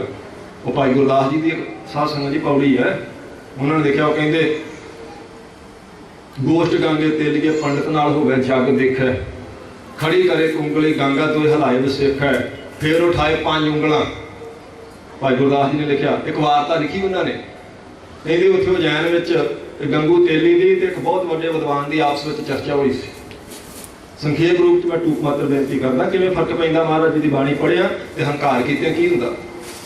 वो कहते गंगू तेली अनपढ़ आदमी है ते जिहड़ा अगले बन्ने विद्वान है पंडित, वो बहुत वड्डा पंडित है। कहते गोष्ठ गांगे तेलीए पंडित नाल होवे, बहुत वड्डे विद्वान ना हो रही ते सारा शहर वेखदा पिया ते चर्चा चली, क्योंकि होई तां दूजे पंडितां नाल सी गल। तो उन्होंने पंडितां ने गंगू नूं अगे कर दिता कि तू हार जाएगा तो तेरा कोई फर्क नहीं पैना, जे इस विद्वान तो असीं विद्वान पाउण वाले हार गए तो सानूं तो लोकां टिकण नहीं देना, इस करके तू ही कर उहदे नाल चर्चा। उन्होंने तो आउंदा कुछ नहीं हुण, उन्होंने अगले बन्ने विद्वान कहंदा भाई किवें चर्चा करनी भाई, बोल के लिखती इशारे की किहड़ी विद्या च, तो अगे गंगू तेली कहंदा जिहड़ी विद्या च तेरा जी करदा। पता ही है कि मैनूं आउंदा कुछ नहीं, हार तां जाना ही है, तो फिर शर्तां काहतों लाउणीआं। वो कहता चल बोल के तो बहुत बार अगे चर्चा की, लिखती भी बहुत, अज इशारे की विद्या नाल करिए सवाल जवाब। गंगू तेली नूं पंडित नूं कहंदा करो। भाई गुरदास जी ने लिखा, कोई चुटकला नहीं, भाई गुरदास जी का लिखिया वचन है। वो कहंदा करो जी, तो उन्हें पंडित ने एक उंगली खड़ी की, खड़ी करे एक उंगली अगे थोड़ा विचार के, तो गंगू तेली ने 2 कीतियां, पंडित ने सिर लाया ठीक है ठीक है, फिर उन्हें 5 उंगलां खड़ियां कीतियां। अगे वो गंगू तेली ने आम मुठ जी बना के हिलाई ऐ करके, बस इन्नी गल सी। कहते ने विद्वान उठ के तो गंगू के चरनी पै गया, कहता तू जितया मैं हारा, तू तो बहुत बड़ा विद्वान है। लोग ढोल बजा देते, गल च हार पा देते, मोढियां ते चक लिया, बह जा हो गई, गंगू तेली जित गया जी जित गया जी। वो कहते राजे भोजन आखा थले उतरो, सानू भी कुछ दसो ना भी गल की हुई, जे ठीक है जित गया, पर गल्लां की कीतियां जे इशारे च। उन्हें पंडित नूं पुछया तू की आख्या इदां, वो कहता मैं इन्हूं पुछया इशारे नाल भी परमेश्वर एक है तू मनदा, इन्हें बड़े कमाल का जवाब दिता भी हाँ है तो एक है, पर वो स्वरूप 2 ने, निर्गुण तो सरगुण। जो थंम चो निकलना उदों सरगुण होकर आ जाता, तो अगों पिछों निर्गुण है, थंम च हुंदा हर वेले ही। फिर कहते फिर मैं अगला सवाल किया भाई सृष्टि 5 तत्तां की बनी तू मानदा? वो कहता हाँ 5 तत्त 25 प्रकृतियां मिलकर ही संसार बनता। इन्ना वधिया जवाब दिता, तो फिर मैं ये चरनी पै गया, तो बहुत बड़ा विद्वान है। वो कहते ठीक है तेरी गल ठीक है, पर हम सानूं गंगू भी पुछ लैण दो, क्योंकि सानूं पता है कि विद्वान है, तो नंगे पैरी बलदां दे मगर सारा दिन कोहलू के दुआले दुआले, इनूं की पता विद्या की हुंदी। उन्होंने पुछया हाँ भी गंगू तू दस भी तू इन्ने कमाल के जवाब किवें दिते? वो कहता भी जजमानो तुहानूं सारी गल दा पता, मैनूं आउंदा जांदा कख नहीं, मैं तो जो सामने बैठा तो इन्हें मेरे वाल एक उंगल खड़ी की, मैं अंदाजा लाया, कहता भी अख कढ़ देनी तेरी उंगल मार के। तो मैं आख्या भी चंगा जो फिर नहाड़ियां वाहन एको जिहा तू एक कढ़ेगा, मैं तेरियां दोवें कढ़ देनियां। मैं तो 2 उंगलां खड़ियां कीतियां अगों इन्हें मैनूं चपेड़ विखाई, तो मैं इन्हूं घुसुंन विखाया, ये पैरी पै गया। वो कहते ने पंडित गांगे तेलिए, गोष्ठ गांगे तेलिए पंडित नाल होवे जग देखा, खड़ी करे उंगली गंगा 2 हिलाए वसेखा, फिर उठाए 5 उंगलां। गंगा मुठ हिलाए वसेखा। भाई गुरदास जी कहते गुरमुखो हंकार च आ गया, तो पंडित नूं गंगू के सामने हारना पिया, एक अखर भी नहीं खोया। जे महाराज सच्चे पातशाह दे चरण फड़ ले तो धन्ना कवि कविता उचार देगा, धन्ना कवि बन जाएगा, जो धन्ना कवि है। गूंगे तो गीता के अर्थ करवा देंगे 8वें पातशाह जी मेहर की नजर करके। इसलिए कहते सुने गूंग जो याहि रसना पावई, सुने मूड चित लाए चित। आपा तो पढ़नी छड़ देती ना, आप तो पिछे खड़ जाने भी फल तो आप इतों तक आना नहीं, आप सुनना ही नहीं फल की है चौकी साहब का। चलो आपकी मर्जी है, महाराज कृपा कर। पर 10वें पातशाह जी ने आख्या जिहड़ा इस बाणी नूं ध्यान नाल सुनेगा, मूड बंदा भी साध संग जी चातर हो जाएगा। सुने मूड चित लाए चतुरता आवई, जे सुन लग पवे तां दुख दर्द भाव निकट ना दिन ना के रहै। कहते उस मनुख के नेड़े दुख नहीं रहणगे, दर्द नहीं रहणगे, जमा की पीड़ गर्भ के सेक का जिहड़ा दुख है नहीं लगेगा, फिर उसनूं वार-वार जमना मरना नहीं होवेगा। हो जो जा की एक बार चौपाई को, कहते जे कोई प्रेम नाल मन की एकाग्रता नाल एक बार भी चौपी साहब नूं कह देगा, जिवें एक बार वाहिगुरू कहण नाल काल की फाई तो बच जाएगा, पर जदों चित्त की एकाग्रता होवे उदों जे इतना कर लवे भला कर देवेगी बाणी। यह जी चौपाई भी शांत की चाल का नाम है, 4 चरण होंदे हन जिस दे। संबत 17 सहस कणिचै। हुण ये साध संगत दी सन दसी है महाराज जी ने, वो भाई जदों ये ग्रंथ संपूर्ण जदों चौपई साहब उचारण कीती, वो सन दसदे पए महाराज। कहते संबत 17 साल 17, संबत 17 सहस 100, सहस अर्थ है 100, ਸੰਮਤ 70 ਹੈ ਸਹਿਸ, ਸਾਲ 1700। ਸੰਮਤ 70 ਸਹਿਸ ਭਣਿਜੈ, ਆਖੀ ਦਾ ਭਣਿਜੈ ਦਾ ਅਰਥ ਹੁੰਦਾ ਕਈ ਦਾ। ਉਦੋਂ ਸਾਲ 1700 ਕਿਹਾ ਜਾਂਦਾ ਸੀ ਜਦੋਂ ਅਸੀਂ ਇਹ ਲਿਖਵਾ ਰਹੇ ਸਾਂ ਗ੍ਰੰਥ। ਅਰਧ ਸਹਿਸ ਸੁਨ ਦੀਨ ਤੇ ਕਹਿਜੈ। ਕਹਿੰਦੇ ਅਰਧ ਸਹਿਸ, ਅੱਧਾ 100 ਹੋਰ ਉੱਤੇ ਜੋੜ ਦੋ, 1700 ਤੇ 50 ਹੋ ਗਏ। ਅੱਧਾ 100 50, 17 ਸਾਲ 1700 ਤੇ 50। ਹੁਣ ਤੀਨ ਕਹਿਜੈ, ਕਹਿੰਦੇ ਤਿੰਨ ਉੱਤੇ ਹੋਰ ਜੋੜੋ, 1753। ਸੰਮਤ 1753 ਸੀ ਉਦੋਂ, ਸੰਮਤ 1753। ਭਾਦਰਵ ਸੁਦੀ ਅਸ਼ਟਮੀ ਰਵਿਵਾਰ। ਕਹਿੰਦੇ ਭਾਦਰੋਂ ਦਾ ਮਹੀਨਾ ਤੇ ਸੁਦੀ ਸਾਧ ਸੰਗਤ ਜੀ ਅਸ਼ਟਮੀ ਚਾਨਣੇ ਪੱਖ ਦੇ 8 ਦਿਨ। ਭਾਦੋਂ ਦੇ ਮਹੀਨੇ ਦੇ ਚਾਨਣੇ ਪੱਖ ਦੇ 8 ਦਿਨ, ਸੁਦੀ ਚਾਨਣੇ ਪੱਖ ਤੋਂ ਸ਼ੁਰੂ ਹੁੰਦੀ। ਭਾਦਰੋਂ ਦਾ ਮਹੀਨਾ ਸੀ, 1753 ਸੰਮਤ ਸੀ ਤੇ ਚਾਨਣੇ ਪੱਖ ਦੇ ਦੀ 8ਵੀਂ ਥਿਤ ਚੱਲਦੀ ਪਈ ਸੀ ਉਸ ਵੇਲੇ। ਸੰਮਤ 70 ਸਹਿਸ ਭਣਿਜੈ, ਅਰਧ ਸਹਿਸ ਪੰਤੀਨ ਕਹਿਜੈ। ਭਾਦਰਵ ਸੁਦੀ ਅਸ਼ਟਮੀ ਰਵਿਵਾਰ ਤੇ ਐਤਵਾਰ ਦਾ ਦਿਨ ਸੀ। ਸਾਰਾ ਮਹਾਰਾਜ ਜੀ ਨੇ ਸਾਧ ਸੰਗਤ ਜੀ ਵੇਰਵਾ ਦੇ ਦਿੱਤਾ। 1753 ਸੰਮਤ ਆਖਿਆ, ਈਸਵੀ ਦੀ ਆਖਿਆ ਵੀ ਚੇਤੇ ਰੱਖਿਓ, ਜਿਹੜੇ ਰੌਲਾ ਪਾਈ ਜਾਂਦੇ ਨਾ ਕੁਝ ਵੀਰ ਮੇਰੇ ਭਰਾ। ਹੁਣ ਇਹ ਵੇਖੋ ਵੀ ਮਹਾਰਾਜ ਨੇ ਸੰਮਤ ਆਖੀ ਇੱਥੇ ਤੇ ਈਸਵੀ ਆਖੀ। ਹੁਕਮਨਾਮਾ ਪੜ੍ਹੋ ਸੱਚੇ ਪਾਤਸ਼ਾਹ ਕਾਬਲ ਦੀ ਸੰਗਤ ਵਾਲ ਲਿਖਿਆ, ਉਹਦੇ ਥੱਲੇ ਲਿਖਿਆ 26 ਜੇਠ, ਜੂਨ ਜੁਲਾਈ ਨਹੀਂ ਲਿਖੀ। ਬਦੋ-ਬਦੀ ਜਿਹੜਾ ਗਿੱਟੇ ਨੂੰ ਰਸਾ ਆਪਣੇ ਨੂੰ ਪਾਈ ਜਾਂਦੇ ਨਾ ਕੁਝ, ਚਲੋ ਅਸੀਂ ਵਿਵਾਦ ਤੋਂ ਆਪਾਂ ਬਚਦੇ ਹਾਂ, ਸਿਰਫ ਉਹਨਾਂ ਦੀ ਗੱਲ ਦਾ ਜਵਾਬ ਦੇਣਾ ਪੈਂਦਾ। ਮਹਾਰਾਜ ਨੇ ਸੰਮਤ ਪ੍ਰਵਾਨ ਕੀਤੀ ਹੈ। ਮਹਾਰਾਜ ਨੇ ਗੁਰੂ ਕੀ ਬਾਣੀ ਚ ਆਖਿਆ, ਆਵਣ 78 ਜਾਨ 97 ਹੋਰ ਵੀ ਉਰਸੀ ਮਰਦ ਕਾ ਚੇਲਾ। ਗੁਰੂ ਗ੍ਰੰਥ ਸਾਹਿਬ ਜੀ ਦੀ ਬਾਣੀ ਹੈ। ਦੇਖੋ ਸੰਮਤ ਆ ਕਿ ਸਾਨ ਹੈ, ਈਸਵੀ ਸੰਮਤ ਆ ਉਹ 1578 ਤੇ 1597 ਸੰਮਤ ਬਿਕਰਮੀ ਦੀ ਗੱਲ ਚੱਲਦੀ ਪਈ। ਬਿਕਰਮੀ ਸੰਮਤ, ਆ ਬਿਕਰਮੀ ਸੰਮਤ ਦੇ ਰਹੇ ਮਹਾਰਾਜ, ਜਿਹਨੂੰ ਕਹਿੰਦੇ ਨੇ ਬ੍ਰਾਹਮਣਵਾਦ। ਬ੍ਰਾਹਮਣਵਾਦ ਗੁਰੂ ਸਾਹਿਬ ਨੇ ਤਾਂ ਪ੍ਰਵਾਨ ਕੀਤਾ ਸਾਰਾ ਕੁਝ। ਉੱਥੇ ਉਹਨਾਂ 26 ਜੇਠ ਸੰਮਤ 1756 ਲਿਖਿਆ, ਈਸਵੀ 1699 ਨਹੀਂ ਲਿਖਿਆ। ਉਹ ਜਿਹੜਾ ਹੁਕਮਨਾਮਾ ਲਿਖਿਆ ਨਾ ਕਾਬਲ ਦੀ ਸੰਗਤ ਨੂੰ ਘਰ ਘਰ ਲੱਗਾ, ਤੁਸੀਂ ਜਿੱਥੇ ਮਰਜ਼ੀ ਦੇਖ ਲਿਓ। ਬਿਕਰਮੀ ਸੰਮਤ ਲਿਖੀ ਮਹਾਰਾਜ ਨੇ।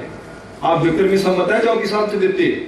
ਸੰਮਤ 17 ਸਹਿਸ ਭਣਿਜੈ, ਅਰਧ ਸਹਿਸ ਪੰਤੀਨ ਕਹਿਜੈ। ਕਹਿੰਦੇ 1753 ਬਿਕਰਮੀ ਸੰਮਤ ਤੇ ਭਾਦੋਂ ਸੁਦੀ 8 ਐਤਵਾਰ ਦਾ ਦਿਨ ਸੀ ਉਸ ਵੇਲੇ। ਤੀਰ ਸਤਰਵ ਗ੍ਰੰਥ ਸੁਧਾਰਾ। ਕਹਿੰਦੇ ਸਤਦਰ ਹੁੰਦਾ ਸਤਲੁਜ, ਤੀਰ ਕਿਨਾਰਾ। ਸਤਲੁਜ ਦੇ ਕਿਨਾਰੇ ਤੇ ਇਹ ਗ੍ਰੰਥ ਸੰਪੂਰਨ ਹੋਇਆ।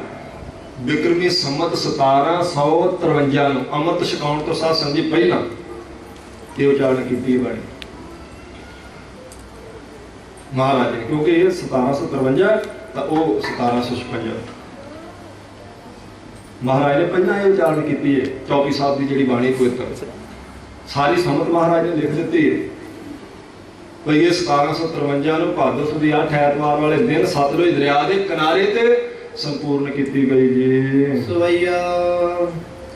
ਸਵਈਆ ਸ਼ਬਦ ਦੀ ਚਾਲ ਦਾ ਨਾਮ ਜੀ। ਪਾਏ ਗਏ ਜਬ ਤੇ ਤੁਮਰੇ। ਕਹਿੰਦੇ ਜਦੋਂ ਤੋਂ ਇਹ ਅਕਾਲ ਪੁਰਖ ਵਾਹਿਗੁਰੂ ਤੇਰੇ ਚਰਨ ਅਸੀਂ ਫੜਦੇ ਹਨ, ਤਬ ਤੇ ਗਉ ਆਂਖ ਤਰੇ ਨਹੀਂ ਆਨੇ। ਉਦੋਂ ਤੋਂ ਬਾਅਦ ਅਸੀਂ ਕਿਸੇ ਦੂਸਰੇ ਨੂੰ ਹੋਰ ਅੱਖ ਥੱਲੇ ਨਹੀਂ ਲਿਆਂਦਾ। ਆਪਣੇ ਵਰਗੂ ਨਹੀਂ ਪਈ, ਇੱਥੇ ਵੀ ਆ ਗਏ, ਉੱਥੇ ਵੀ ਚਲ ਗਏ, ਉੱਥੇ ਵੀ ਕਬਰਾਂ ਵੀ ਪੂਜ ਲਿਆ, ਮੜੀਆਂ ਤੇ ਵੀ ਮੱਥਾ ਟੇਕ ਲਿਆ, ਬਾਬਿਆਂ ਨੇ ਵੀ ਹੱਥ ਵਿਖਾ ਲਿਆ, ਜਨਮ ਚੱਤਰੀ ਪੱਤਰੀ ਵੀ ਚੁੱਕੀ ਫਿਰਦੇ ਰਹੇ ਤੇ ਗੁਰੂ ਗ੍ਰੰਥ ਸਾਹਿਬ ਨੂੰ ਮੱਥਾ ਟੇਕ ਲਿਆ। ਏਦਾਂ ਨਹੀਂ, ਕਿਸੇ ਘੜੇ ਦੇ ਢੱਕਣ ਤਾਂ ਹੋਵੇ ਬੰਦਾ। ਜੇ ਗੁਰੂ ਸਾਹਿਬ ਦੇ ਚਰਨ ਫੜੇ ਤੇ ਗੁਰੂ ਸਾਹਿਬ ਦੇ ਹੀ ਫੜੇ। ਤੇ ਥਾਵਾਂ ਥਾਵਾਂ ਤੇ ਜਾਣਾ ਬੰਦ ਕਰ ਦਿੱਤਾ। ਭਰੋਸੇ ਤੇ ਅਕੀਦੇ ਦੀ ਗੱਲ ਹੈ।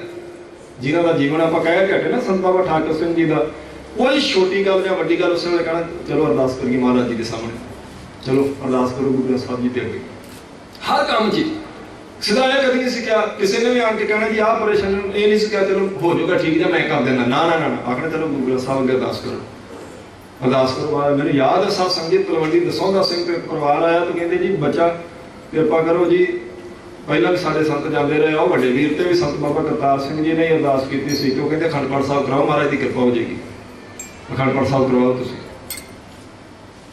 ਨਹੀਂ ਤਾਂ ਸਿੱਧਾ ਵੀ ਸਾਧ ਸੰਗਤ ਜੀ ਸੁਣਨਾ ਚਾਹੁੰਦਾ ਵੀ ਕਹਿੰਦੇ ਕੋਈ ਨਹੀਂ ਤੁਸੀਂ ਮੇਰੇ ਕੋਲ ਆ ਕੇ ਤੇ ਹੋ ਜਾਏਗਾ। ਇੱਦਾਂ ਨਹੀਂ। ਬਾਬਾ ਠਾਕੁਰ ਸਿੰਘ ਆਖਿਆ ਗੁਰੂ ਸਾਹਿਬ ਦਾ ਆਸਰਾ ਲਓ, ਮਹਾਰਾਜ ਦਾ ਸਭ ਤੇ ਕਿਰਪਾ ਕਰਦੇ। ਭਾਵਨਾ ਨਾਲ ਲਓ ਮਹਾਰਾਜ ਦਾ ਆਸਰਾ, ਕਿਰਪਾ ਕਰਨਗੇ ਗੁਰੂ ਗ੍ਰੰਥ ਸਾਹਿਬ ਮਹਾਰਾਜ। ਮਹਾਰਾਜ ਦਾ ਹੀ ਆਸਰਾ ਲੈਣ ਲਈ ਆਖਿਆ।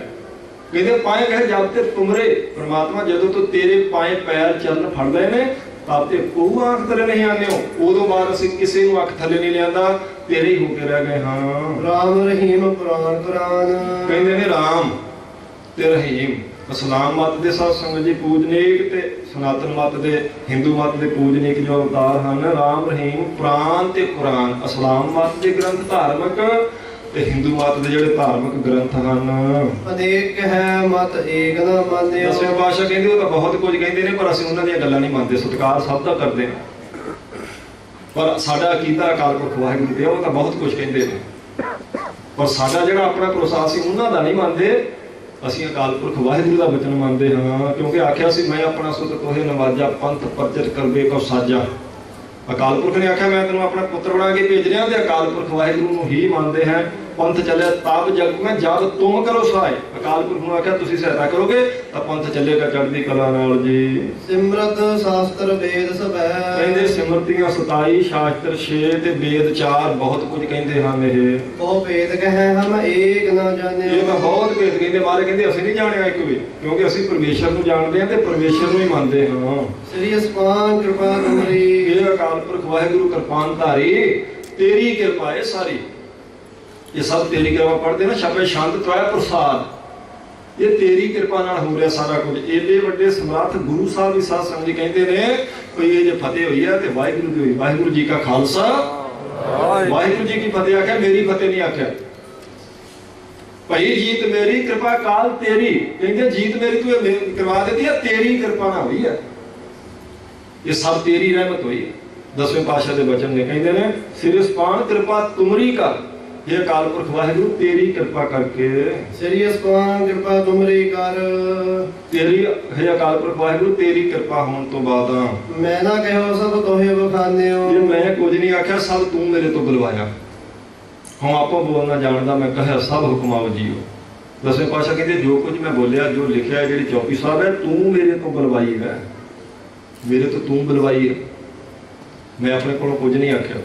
ਹੁਣ ਚੌਪੀ ਸਾਹਿਬ ਸਾਧ ਸੰਗਤ ਦੀ ਮਹਾਰਾਜ ਦੀ ਬਾਣੀ ਜਾਪ ਸਾਹਿਬ ਨਿਤਨੇਮ ਚ ਆਪਾਂ ਪੜ੍ਹਦੇ ਹਾਂ, ਸਵਈਏ ਨਿਤਨੇਮ ਚ ਪੜ੍ਹਦੇ ਹਾਂ ਤੇ ਫਿਰ ਵੀ ਜੇ ਆਪਾਂ ਨੂੰ ਕੋਈ ਇਹ ਪ੍ਰਮਾਣ ਦੇਵੇ ਵੀ ਇਹ ਤਾਂ ਹੋ ਹੀ ਨਹੀਂ ਸਕਦਾ ਜੀ, ਇਹ ਕਿੱਦਾਂ ਜੀ, ਉਹ ਜੀ, ਇਹ ਕੀ ਆਖਾਂਗੇ ਉਹਦੇ ਵਾਸਤੇ ਆਪਾਂ।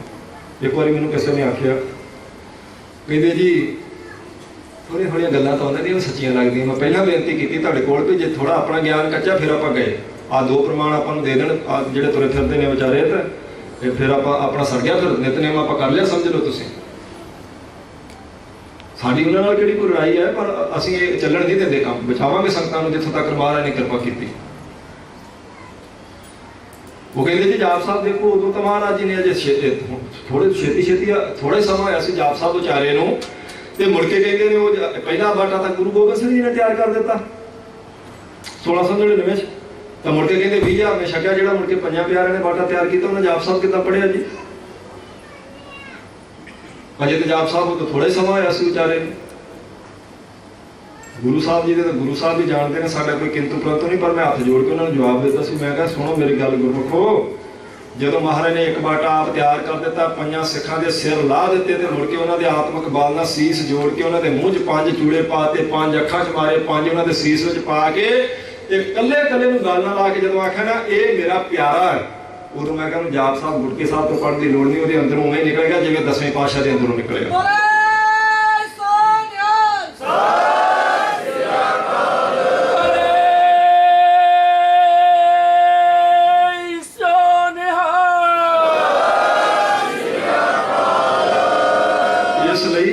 ਬਣਾਉਣ ਵਾਲੇ ਆ ਆਪਾਂ ਖਿਆਲ ਰੱਖਣਾ ਹੈ। ਮਹਾਰਾਜ ਦੀ ਬਾਣੀ ਹੈ, ਇਹ ਪੜ੍ਹੇ ਬਿਨਾਂ ਕਿਵੇਂ ਕਲਿਆਣ ਹੋ ਜੂਗੀ ਤੁਸੀਂ ਮੈਨੂੰ ਦੱਸੋ।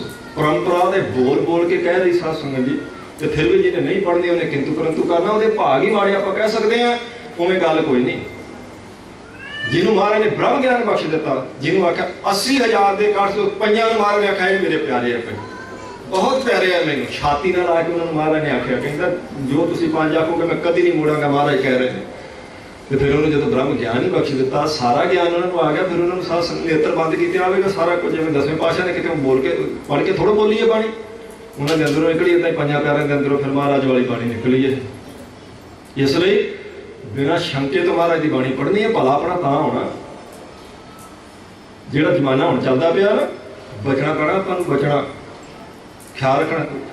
ਕੋਈ ਈਰਖਾ ਨਹੀਂ, ਬਸ ਉਹਨਾਂ ਨੂੰ ਹੱਥ ਜੋੜੀ ਤੇ ਵੀ ਗੁਰੂ ਕੋ ਸਾਨੂੰ ਗਾਲਾਂ 10 ਵੀ ਹੋਰ ਕੱਢ ਲਿਆ ਕਰੋ, ਮਹਾਰਾਜ ਵੱਲ ਉਂਗਲ ਨਾ ਚੱਕੋ, ਜਾਓ ਆਪਣਾ ਕੋਈ ਨਹੀਂ ਜੇ ਅਸੀਂ ਤੁਹਾਡੀ ਕਿਸੇ ਗੱਲ ਤੇ ਅਸੀਂ ਇਤਰਾਜ਼ ਨਾ ਕਰਾਂਗੇ। ਸਾਨੂੰ ਆਖੋ ਤੁਸੀਂ ਮਾੜਾ ਹੋਰ ਆਖ ਲਓ, 2-4 ਅੱਗੇ ਕੱਢਦੇ ਜੇ 5-7 ਹੋਰ ਕੱਢ ਲਓ, ਪਰ ਮਹਾਰਾਜ ਜੀ ਦੇ ਕਿਸੇ ਕੌਤਕ ਤੇ ਕਲਮ ਨਾ ਚੱਕੋ। ਗੁਰੂ ਸਾਹਿਬ ਦੀ ਬਾਣੀ ਦੇ ਬਾਰੇ ਨਾ ਕੁਝ ਵੀ ਬੋਲੋ। ਮਹਾਰਾਜ ਨੂੰ ਸੱਤ ਕਹਿ ਕੇ ਮੱਥਾ ਟੇਕ ਦਿਓ, ਤੁਹਾਡੀ ਸਾਡੀ ਕੋਈ ਲੜਾਈ ਨਹੀਂ। ਪਹਿਲਾਂ ਵੀ ਨਹੀਂ ਸੀ, ਹੁਣ ਵੀ ਨਹੀਂ ਆਈ। ਤੋ ਸਤਿਗੁਰ ਸੱਚੇ ਪਾਤਸ਼ਾਹ ਜੀ ਕਿਰਪਾ ਕਰਦੇ ਪਏ ਹਨ। ਸਮਾਪਤੀ ਕਰੀਏ ਜੀ। ਦੋਹਰਾ ਸਾਧ ਸੰਗਤ ਜੀ, ਇਹਦੀਆਂ ਆਪਣੀਆਂ ਦੋਹਰੇ ਤੇ ਸੋਠੇ ਦੀਆਂ ਬਰਾਬਰ ਮਾਤਰਾ ਹੁੰਦੀਆਂ ਹਨ। ਸਮਾਪਤੀ ਤੇ ਮਹਾਰਾਜ ਦੋਹਰਾ ਉਚਾਰਦੇ ਹਨ ਜੀ। ਸਗਲ ਦੁਆਰ ਕੋ ਛੱਡ ਕੇ, ਕਹਿੰਦੇ ਸਾਰੇ ਦਰਵਾਜ਼ੇ ਛੱਡ ਕੇ ਲੋਕਾਂ ਦੇ ਦੇਵੀ ਦੇਵਤਿਆਂ ਦੇ ਇਧਰ ਉਧਰ ਜਾਣ ਵਾਲੇ ਜਿੰਨੇ ਆਸਰੇ ਸਨ, ਉਹ ਸਾਰੇ ਦਰਵਾਜ਼ੇ ਦੁਆਰ ਮੈਂ ਉਹ ਆਸਰਾ ਛੱਡ ਦਿੱਤਾ ਸਾਰਿਆਂ ਦਾ। ਗਇਓ ਤੁਹਾਰੋ ਦੁਆਰ, ਤੇ ਸਿਰਫ ਤੁਹਾਡਾ ਦਰਵਾਜ਼ਾ ਪਕੜਿਆ ਮਹਾਰਾਜ। ਅਕਾਲ ਪੁਰਖ ਵਾਹਿਗੁਰੂ ਹੁਣ ਤੇਰੇ ਚਰਨ ਫੜਦੇ ਹਨ, ਬਾਕੀ ਆਸਰੇ ਛੱਡ ਦਿੱਤੇ ਸਾਰੇ। ਬਾਹੇ ਗਏ ਕੀ ਲਾਜ ਅਸ, ਤੇ ਮੇਰੀ ਬਾਹ ਫੜੀ ਦੀ, ਗਹੇ ਹੁੰਦਾ ਫੜਨਾ, ਬਾਹੇ ਬਾਹ, ਮੇਰੀ ਬਾਹ ਫੜੀ ਦੀ। ਹੁਣ ਪ੍ਰਮਾਤਮਾ ਲਾਜ ਰੱਖਿਓ ਪ੍ਰਭ ਜੂ, ਤੂੰ ਕਹਿ ਲਾਜ ਹਮਾਰੀ। ਮਹਾਰਾਜ ਸਾਡੀ ਲਾਜ, ਅਸੀਂ ਨਾਮ ਤਰੀਕ ਸਿੱਖ ਸਾਨੂੰ ਸਮਝਦੇ ਲੋਕ ਤੁਹਾਡਾ, ਹੁਣ ਸਾਡੀ ਲਾਜ ਰੱਖਿਓ, ਬਚਾ ਲਿਓ ਸਾਨੂੰ ਹੱਥ ਦੇ ਕੇ, ਕਿਰਪਾ ਕਰਨੀ ਸਾਡੇ ਤੇ, ਸਾਡੀ ਬਾਹ ਫੜੀ ਦੀ ਲਾਜ ਰੱਖ ਲਿਓ ਆਪ ਜੀ। ਗੋਬਿੰਦ ਦਾਸ ਤੁਹਾਰ, ਕਿਉਂਕਿ ਇਹ ਅੰਮ੍ਰਿਤ ਛਕਾਉਣ ਤੋਂ ਪਹਿਲਾਂ ਉਚਾਰਨ ਕੀਤੀ ਹੈ ਸੰਮਤ ਮਾਰੇ ਦਾਤੀ, ਇਸ ਕਰਕੇ ਗੋਬਿੰਦ ਦਾਸ ਆਖਿਆ, ਗੋਬਿੰਦ ਸਿੰਘ ਤਾਂ ਨਹੀਂ ਆਖਿਆ, ਕਿਉਂਕਿ ਅਜੇ ਅੰਮ੍ਰਿਤ ਸੰਚਾਰ ਨਹੀਂ ਹੋਇਆ। ਅੰਮ੍ਰਿਤ ਸੰਚਾਰ ਤੋਂ ਪਹਿਲਾਂ ਉਚਾਰਨ ਕੀਤੀ ਇਹ ਬਾਣੀ, ਸੰਮਤ ਦੱਸ ਦਿੱਤੀ ਹੈ ਮਹਾਰਾਜ ਨੇ। ਇਸ ਲਈ ਕਹਿੰਦੇ ਇਹ ਗੋਬਿੰਦ, ਇਹ ਮਹਾਰਾਜ ਤੁਹਾਡਾ ਦਾਸ ਹੈ, ਤੁਹਾਡਾ ਆਪਣਾ ਹੈ, ਮੇਰੀ ਬਾਹ ਫੜੀ ਦੀ ਤੁਸੀਂ ਲਾਜ ਰੱਖ ਲਿਓ। ਇਹ ਸੱਚੇ ਪਾਤਸ਼ਾਹ ਜੀ ਨੇ ਸਾਡੇ ਵਾਸਤੇ ਸਾਧ ਸੰਗਤ ਜੀ ਇਹ ਬੇਨਤੀ ਦੀ ਬਾਣੀ ਜਿਹੜੀ ਚੌਪੜੀ ਸਾਹਿਬ ਉਚਾਰਨ ਕੀਤੀ ਹੈ, ਇਹਦਾ ਅਭਿਆਸ ਕਰਨਾ ਚਾਹੀਦਾ। ਪੜ੍ਹਿਆ ਕਰੋ ਸਾਰੇ ਪ੍ਰੇਮ ਨਾਲ ਜ਼ਰੂਰ। ਕਿਰਪਾ ਹੁੰਦੀ ਮਹਾਰਾਜ ਸੱਚੇ ਪਾਤਸ਼ਾਹ ਜੀ ਦੇ।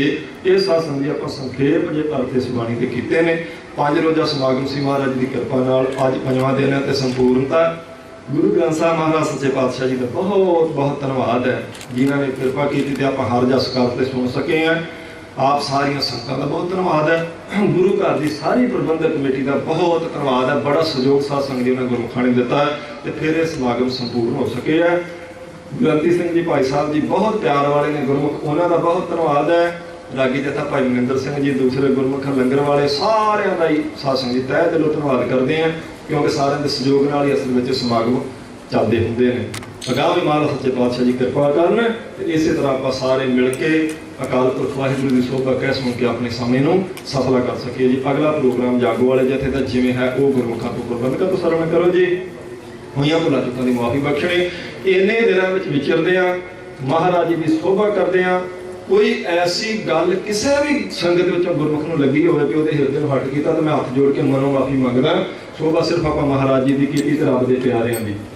ਇਸ ਲਈ ਗੁਰੂ ਸਾਹਿਬ ਦੀ ਕਿਰਪਾ ਕਰਨ, ਤੁਹਾਡੀ ਮੇਰੀ ਹਾਜ਼ਰੀ ਉਹਨਾਂ ਦੇ ਦਰ ਤੇ ਸਾਧ ਸੰਗਤ ਦੀ ਪ੍ਰਵਾਨ ਹੋਵੇ। ਵਿਚਾਰ ਕਰਦੇ ਹੋਈਆਂ ਭੁੱਲਾਂ ਚੁੱਕਾਂ ਦੀ ਖਿਮਾ ਕਰ ਬਖਸ਼ ਦੇਣੀ। ਫਿਰ ਸਾਰੀਆਂ ਸੰਗਤਾਂ ਦਾ, ਗੁਰਦੁਆਰੇ ਪ੍ਰਬੰਧਕ ਕਮੇਟੀ ਦਾ, ਸਾਰੇ ਗੁਰਮੁਖਾਂ ਦਾ, ਸੇਵਾਦਾਰਾਂ ਦਾ ਧੰਨਵਾਦ। ਪ੍ਰੇਮ ਨਾਲ ਫਤਿਹ ਦਾ ਜਵਾਬ ਦਿਓ। ਬੁਲਾਓ ਜੀ। ਵਾਹਿਗੁਰੂ ਜੀ ਕਾ ਖਾਲਸਾ, ਵਾਹਿਗੁਰੂ ਜੀ ਕੀ ਫਤਿਹ।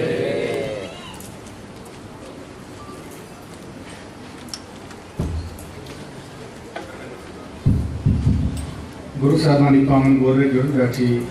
गुरु की साजी नवाजी, गुरु खालसा साध संगत जी। वाहिगुरू जी का खालसा, वाहिगुरू जी की फतेह। साध संगत जी सन सारे सत्कारयोग ज्ञानी बलवीर सिंह जी यूके तो जो कि विशेष